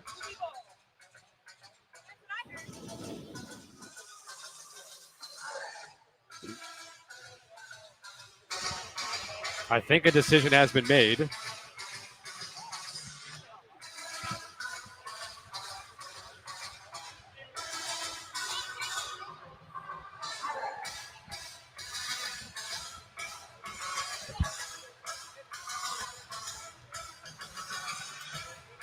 Pausing for dramatic effect right now. They are overturning the call and giving it to Dayton. But again, they're inbounding at the Loyola bench with 0.8 left. Oh, and they put it to 0.1. Wait. Okay. Are they making it 1 second? Did they mess up? Is it 0.1 or is it 1 second? And they have it at 0.1. I mean, there's no way it's 0.1. Yeah, it's 1 second. So they added 0.2 of a second. There's 1 second left. Go all over the ball, Kamani, all over the ball. Get a tip on it if you can, if you're Kamani. Because that clock should start as soon as you contact the ball. Santos looking, gets it over to Malachi Smith, puts down a dribble, three-quarter court. Got it off the window, but wide right. Still way too close for comfort. And we are going to overtime inside UD Arena. All right, CT, I'm going to give you some on-the-air instructions. Just start from the top with some commercials, and we'll go from there on the old Zara machine there. We'll come back with overtime, 68-68, here on the Rambler Sports Network from Learfield. Loyola Medicine, the official health system and sports medicine sponsor of Loyola Athletics, is making it easier than ever to find the right provider on a date and time that work with your busy schedule. Using the My Loyola online self-scheduling tool, you can make your next appointment in under a minute. Choose from over 30 specialties, in-person appointments or virtual visits, and your preferred date and time, then confirm and schedule. Head to loyolamedicine.org/schedule now to make your appointment today. This spring, Raising Cane's invites you to grab life by the chicken fingers. So get out there. Be you. Do you. Embrace whatever makes you, you. All while enjoying Raising Cane's hand-battered cooked-to-order chicken fingers, crispy crinkle-cut fries, buttery Texas toast, and that secret recipe cane sauce that makes everything that much better. So go on. Savor the day. Raising Cane's chicken fingers. One love. Sorry about that. I cut off one of our friend's barks there, but getting ready for overtime, 68-68, second straight time. Second time in as many visits. So joining the A10 for Loyola, going to overtime at UD Arena. 68 all. Des Watson and Sheldon Edwards doing the job in the second half. Sheldon with all 14 of his points, including the game-tying basket in the second half. And Dez with 14 of his 16 in the second half. Now remember, Miles Rubin's fouled out. Jalen Deloach only has 2 fouls. Francis Wakoria has 4. Jaden Dawson has 3. Everyone else is at 2 or below. Nate Santos for Dayton has 4. Some confetti, little piece of confetti flying around.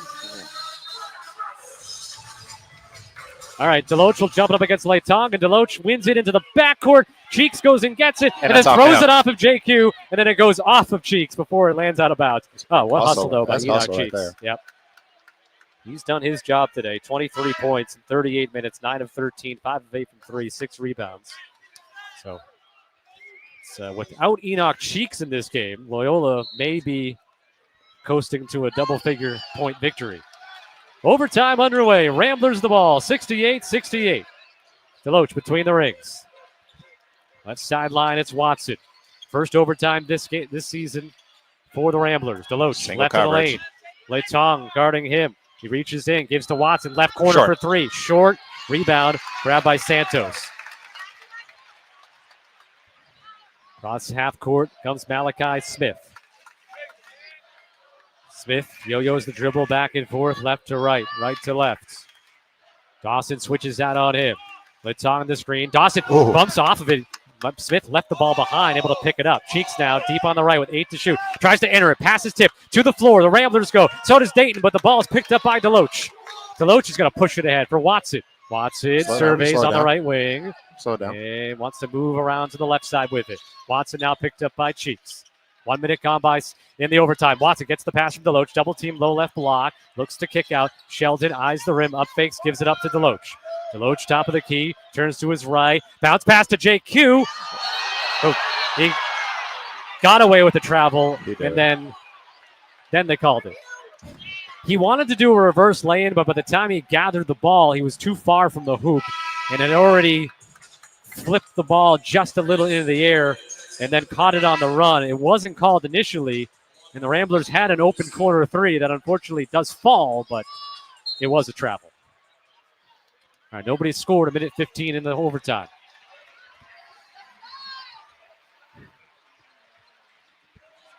Malachi Smith crosses over to his right, trying to get by Sheldon. Gets to the hoop and scores a tough basket. He's down at the hoop. If Loyola gets it in, they can quickly have numbers.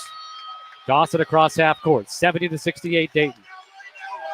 Edwards on the left wing. Kamani rolls to the hoop, gets the hoop. Challenge and blocked by Letong, who flexes. And now here comes Dayton 4-on-4. Both players get back into play. And it's 70-68 Dayton.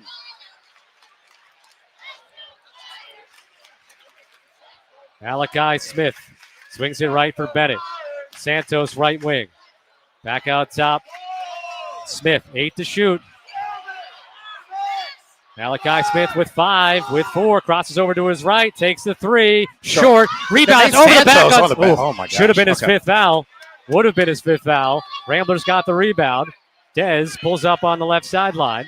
Gives to Sheldon. Now Kamani between the rings. Uitsu.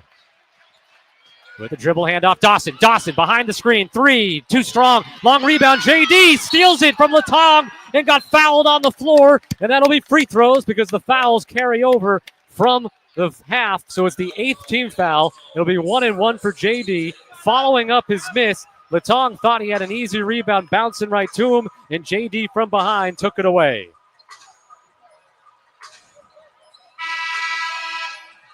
By the way, you do get a timeout additional in overtime, so the Ramblers have 2. Dayton has the 1. And the fouls, double bonus for Dayton. Ramblers well over the limit. 18 fouls on Dayton. JD to the line, 1-1. First in the air, got it. Yep. JD with 16, got 12 of those in the first half. Ramblers within 1, 70-69 with 2:32 left to go in overtime. They subbed in Isaac Jack in for Letong for these free throws. Dawson's second shot bounces out. Santos the rebound. 70-69 Flyers with 2:28 to go in overtime. Malachi Smith. And Dayton's been working the shot clock down below 10 and then having to hurry into something. Bennett gets free momentarily. Tries to drive on McCordia. Takes the body and they call it foul and the bucket. 72-69. And McCordia is fouled out. Deloach has to go back in now. McCordia is moving away from Bennett, but Bennett creates some hip-to-hip contact. 72-69 and Bennett to the line, where he's 2 for 2 today. 76% on the season. Ramblers have now had 2 players foul out, Rubin and Wakoria.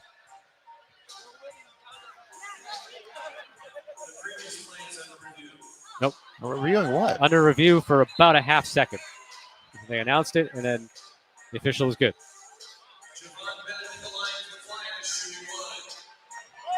Flyers are 17 of 22 at the line today. Bennett trying to make it a 4-point game. Makes it 73-69 with 2:12 left in overtime. And Loyola will use one of their 2 timeouts. It's going to be, I think, a 60-second timeout. We'll keep it here with 2:08 left to go in overtime. Dayton 73, Loyola 69. Ramblers again. Situation. I'm going to draw up the one or two things that has been working the best right now offensively. And what would that be, CT? Yeah, I mean, I think it's probably going to be something. Probably running either for Dez or JD. I like our actions where we get some movement out front, maybe some dribble handoffs, and something where both those guys come underneath the basket. They have the option to go out on either side, and then we play to whichever guy's open. So I mean, I think they do a great job of reading it. If the guy's trailing him, I mean, they do a good job of curling. I think that's been open a couple times, but then there's been some opportunities where Dayton guard tries to cheat over the top of that screen, and our guys do a great job flaring to the corner. So I think either one of those options are going to be good, but it's important for our point guard to read it. And then also, if you do hit that man on the curl, understand that probably going to be like Javon Bennett or Enoch Cheeks up top. They've done a great job of funnel jumping or jumping into that passing lane, almost like to double or sort of like slow down the momentum of JD or Dez curling off the screen. So if that does happen, got to be ready for a quick pass out, maybe for an open shot, or it's a quick sweep and drive going the other way. Feels like it's imperative here for Loyola to convert on this possession. Don't want to give Dayton the opportunity to go up by 6, maybe 7. With 2:08 left to go in the overtime. Ramblers will have the ball in the front court. Winsu, Watson, Edwards, Deloach, and Dawson on the floor.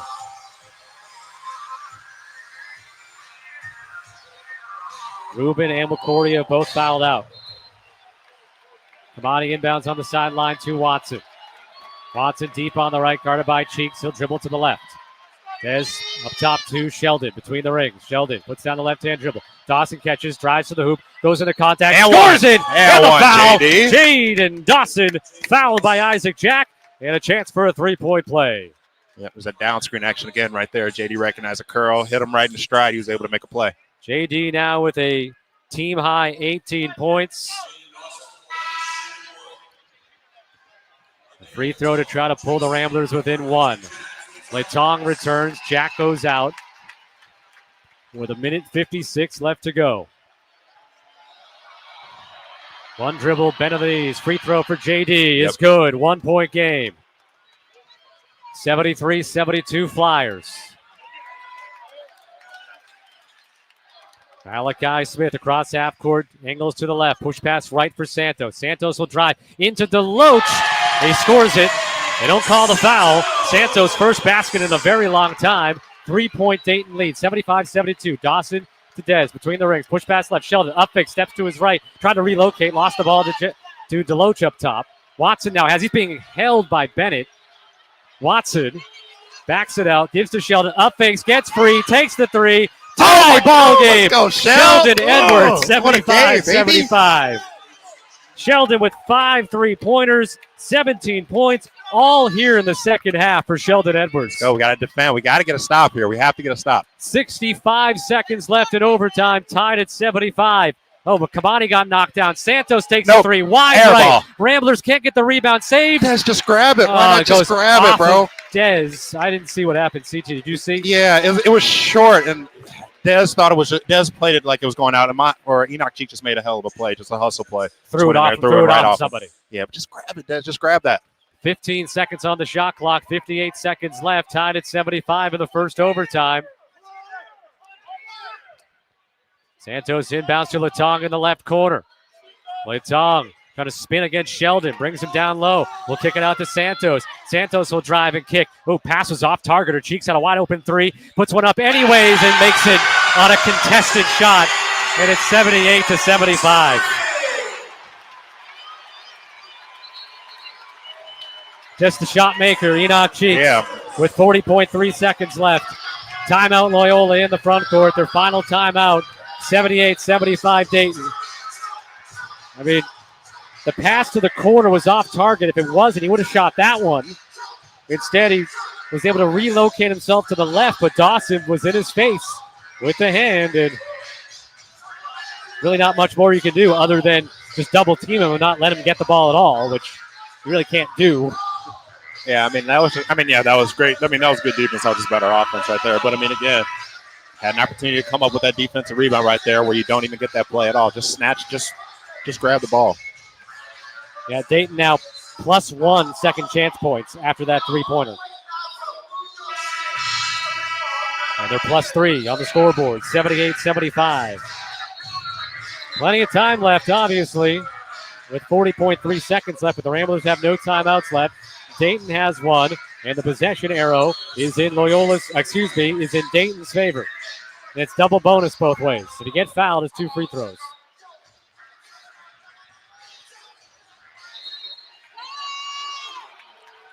Ramblers inbounding the ball on the sideline. Get it into DeLoach out front. DeLoach dribbling back to the basket at the top of the key. Gives to Dez. Dez to his left. 13 to shoot.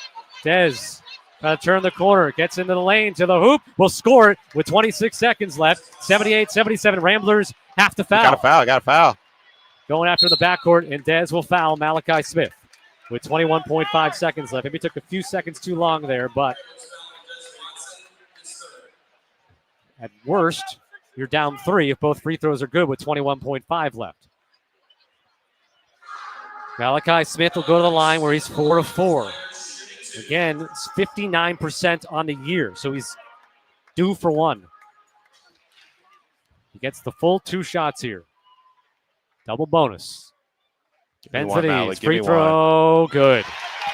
2-point game, 79-77. No timeouts left for the Ramblers with 21.5 left. Need to get the rebound if Smith gives you a miss. Malachi Smith. Second shot, bounces in. 80-77. Get it into Quinn. No timeouts. Gotta go, Cross half JQ. court with 18 seconds. Quinn on the left. Gets to Sheldon. Sheldon trying to get free. Injured man for Dayton. Sheldon will take a 2-pointer and hit it with 11.1. It's Javon Bennett. He's back up and appearing to be okay. So 11 seconds left, 1-point game. Dayton will call their final timeout. So there's still enough time left to guard the inbound, maybe get a steal. If not, immediately foul. Yep. If you lose a second or two, you'll still have 9-10 seconds left, maybe down 3 or fewer. Yeah. If I'm Drew, I'm telling our guys, you want to make it difficult for them to inbound the ball, try to see if we can gamble, get a steal, then you want to foul, and then you got to draw up a play for immediately after. Assuming, like, make or miss, you're going to have to end up going the length of the court for potentially the game winner, game winner. We'll say game winner. Sheldon, after going 0 in the first half, 5 of 6 in the second half, 4 of 5 from 3. With all 19 of his points. How about a steal here and a quick lay-in? Yeah, we'll take that too. Nate Santos inbound the ball. Maybe he'll step on the line again. He's done it once on the sideline. They can run the baseline. 80-79 Dayton with 11.1 seconds left. Possession arrow in Dayton's favor. Double bonus, no timeouts either side. They don't guard the inbound. Santos will get it in to Cheeks, who got bumped into and fell over out of bounds, but Quinn fouled him.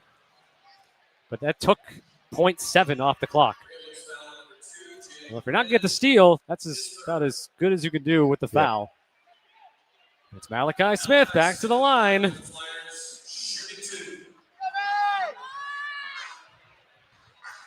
Either way, you have a chance as long as you secure the rebound on a miss.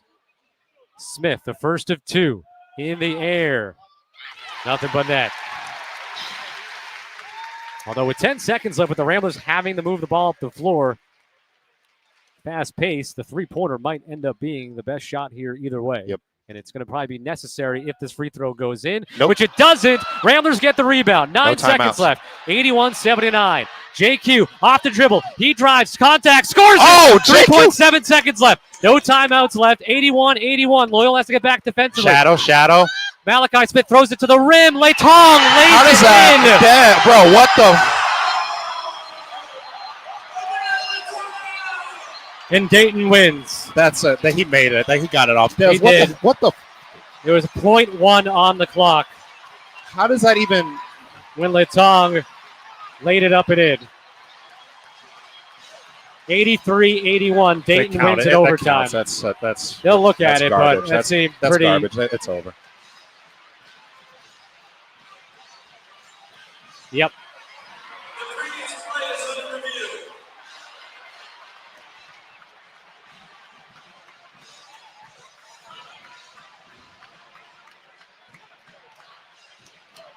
Dayton 83, Loyola 81. It's just taking a final look at the clock here.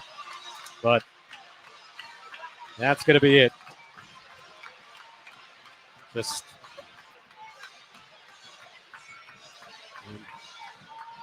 made it too easy for Malachi Smith also to make that pass from three-quarter court on the run, lobbing it to the rim. They're going to put time back on? They're going to put time, 0.2 on the Yeah, you clock. can't do anything with 0.2. So, I mean, you can tip it, but the Ramblers have to launch it length of the court and have to tip it. I mean, what you need here is Dayton to do something stupid and foul you.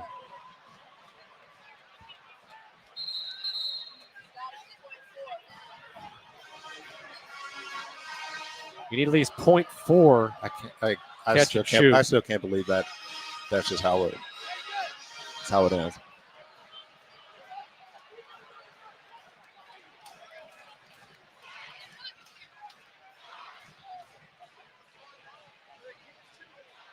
.2 left. If you're Dayton, I just stay away from anybody in maroon. If they get the ball to the rim and tip it in, they need to tip your cap, I think. Kamani lobs it. It missed everybody and it hit Santos. Deloach probably got pushed, but I mean, not calling that. Yeah. And Dayton wins in overtime 83-81.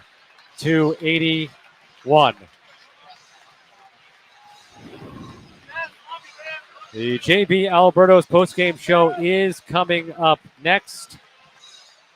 JB Alberto's, the official pizza sponsor of Loyola Athletics. Order online at jbalbertos.com. Call them at 773-973-1700 or visit them at 1326 West Morse Avenue. Plus, make sure to grab JB Alberto's Pizza at Gentile Arena and Loyola Softball Park throughout the season. All right, postgame show's coming up next. Final score, Dayton 83, Loyola 81 in overtime. Back here in a moment on the Rambler Sports Network from Learfield. Hey, Rambler fans. This is Cam Krutwig, and my favorite way to get into the game is through my friends at TicketEstore.com. Whether it's courtside or in the upper deck, TicketEstore.com has you covered. They have a wide selection that I love. The proud official ticketing partner of Loyola Athletics, Ticket eStore is alumni-owned and celebrating 20 years in the business. With no service fees, TicketEstore.com gets you in the game for less. Let's go Ramblers.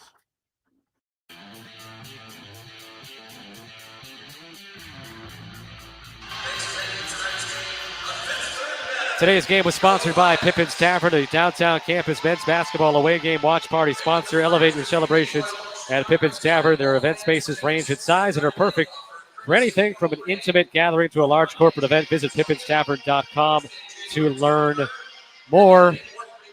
This one is, it's really the exact opposite of the loss last Saturday, where you got your doors blown off right from the start, and you lose 93-57. Never able to compete. Today, a different story. You're down double figures early. You cut it to 7 at halftime. You're down by 13 a few minutes into the second half. You come back. You take the lead. It goes back and forth, into overtime. It goes back and forth. And in the end, Dayton makes just one more play than the Ramblers do.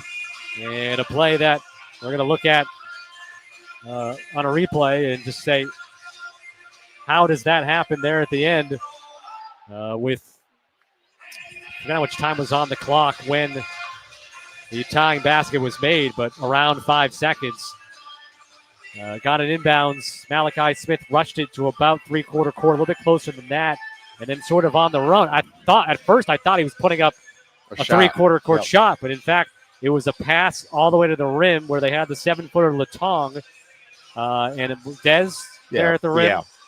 And, I mean, like he didn't make a play on the ball. Dez, dude, what the hell was that? So Dez, if anything, he'd go up and maybe you foul him, but the alternative, unfortunately, was the catch and the lay-in with .2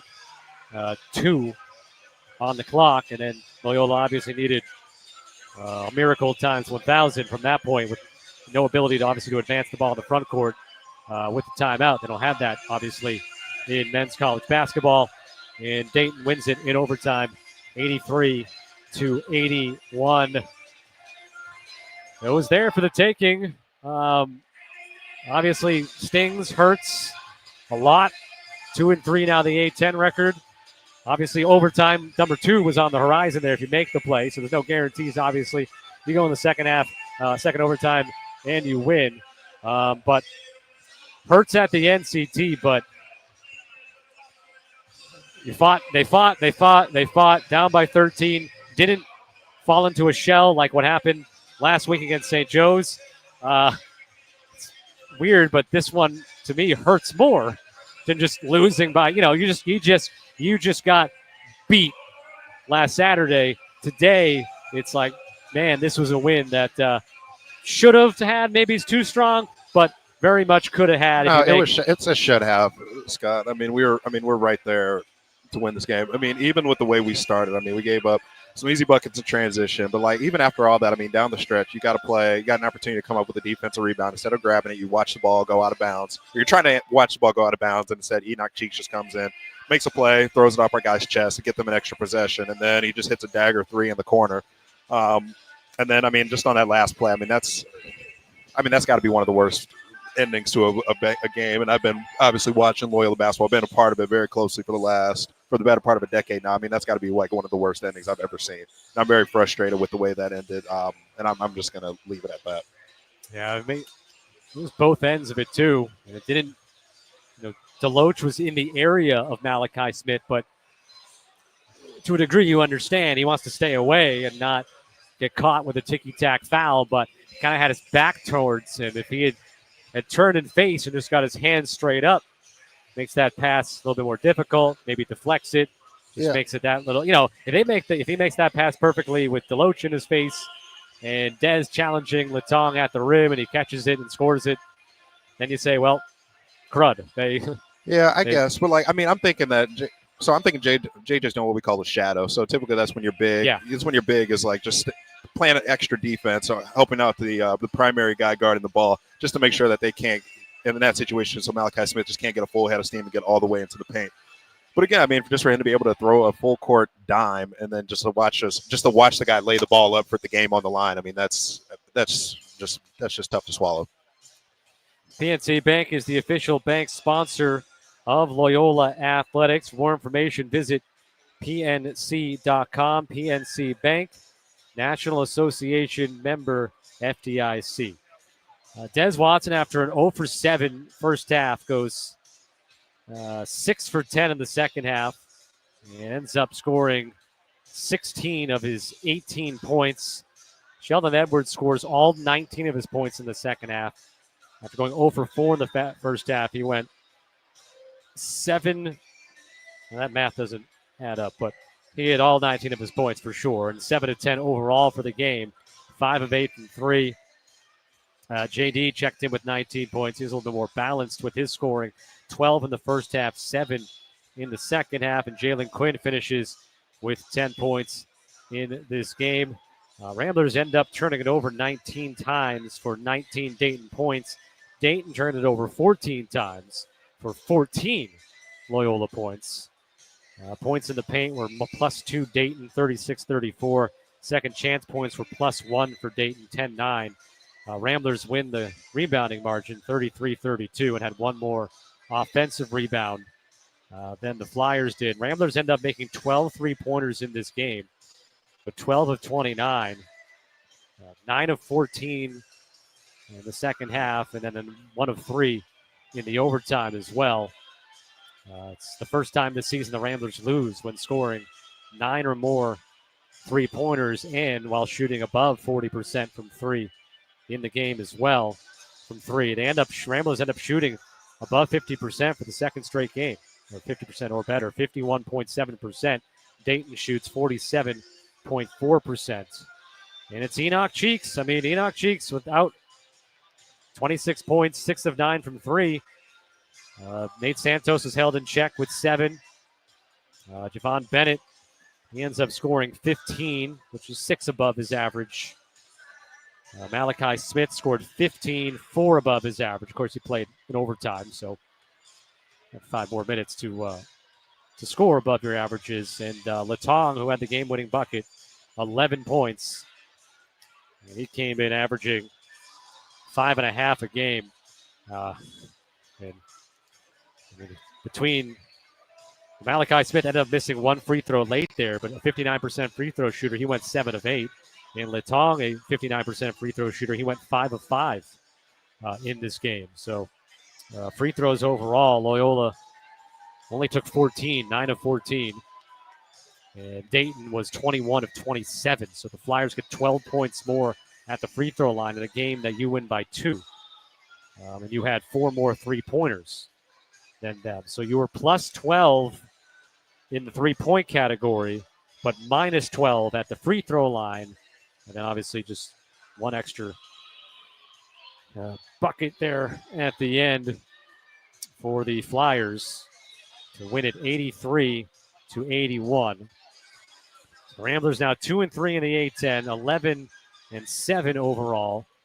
Flyers go to 12-6. And 2-3. So Ramblers and the Flyers are now tied in the standings at 2-3. And Fordham coming to town Wednesday.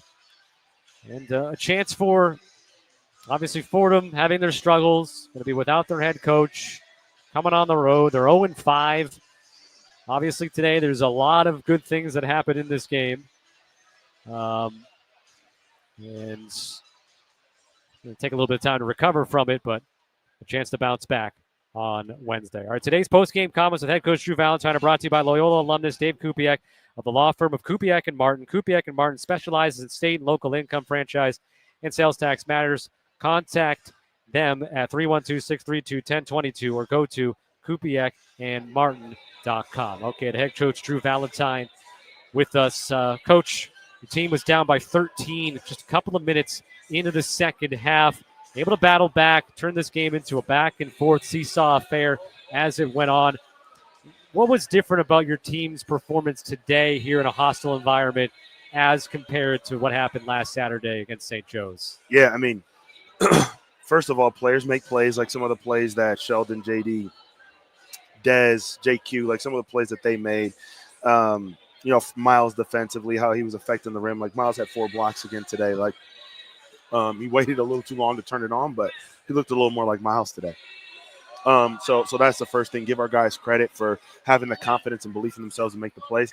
And then I think when adversity hit today, we didn't break off and do our own thing.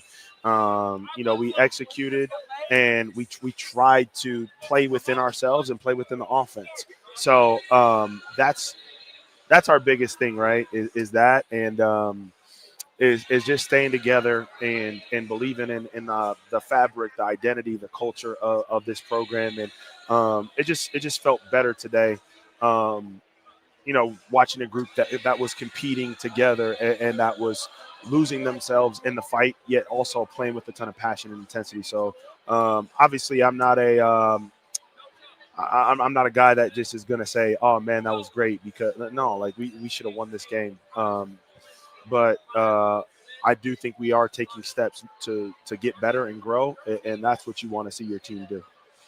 Yeah, so down the stretch, I mean, we had an opportunity to come up with the big defensive rebound here. I think Enoch Cheeks came in there, swooped in, threw it off our guy's chest, and then right before he hit the 3, and then obviously the last play went exactly how it went. So I guess what is your point of view on those two things? Yeah, Cheeks is a dog. He's a winner, and those are the plays that winning players make. And so my perspective on that is know who the heck you're guarding and come up with the ball and put a body on somebody when a shot goes up. Now,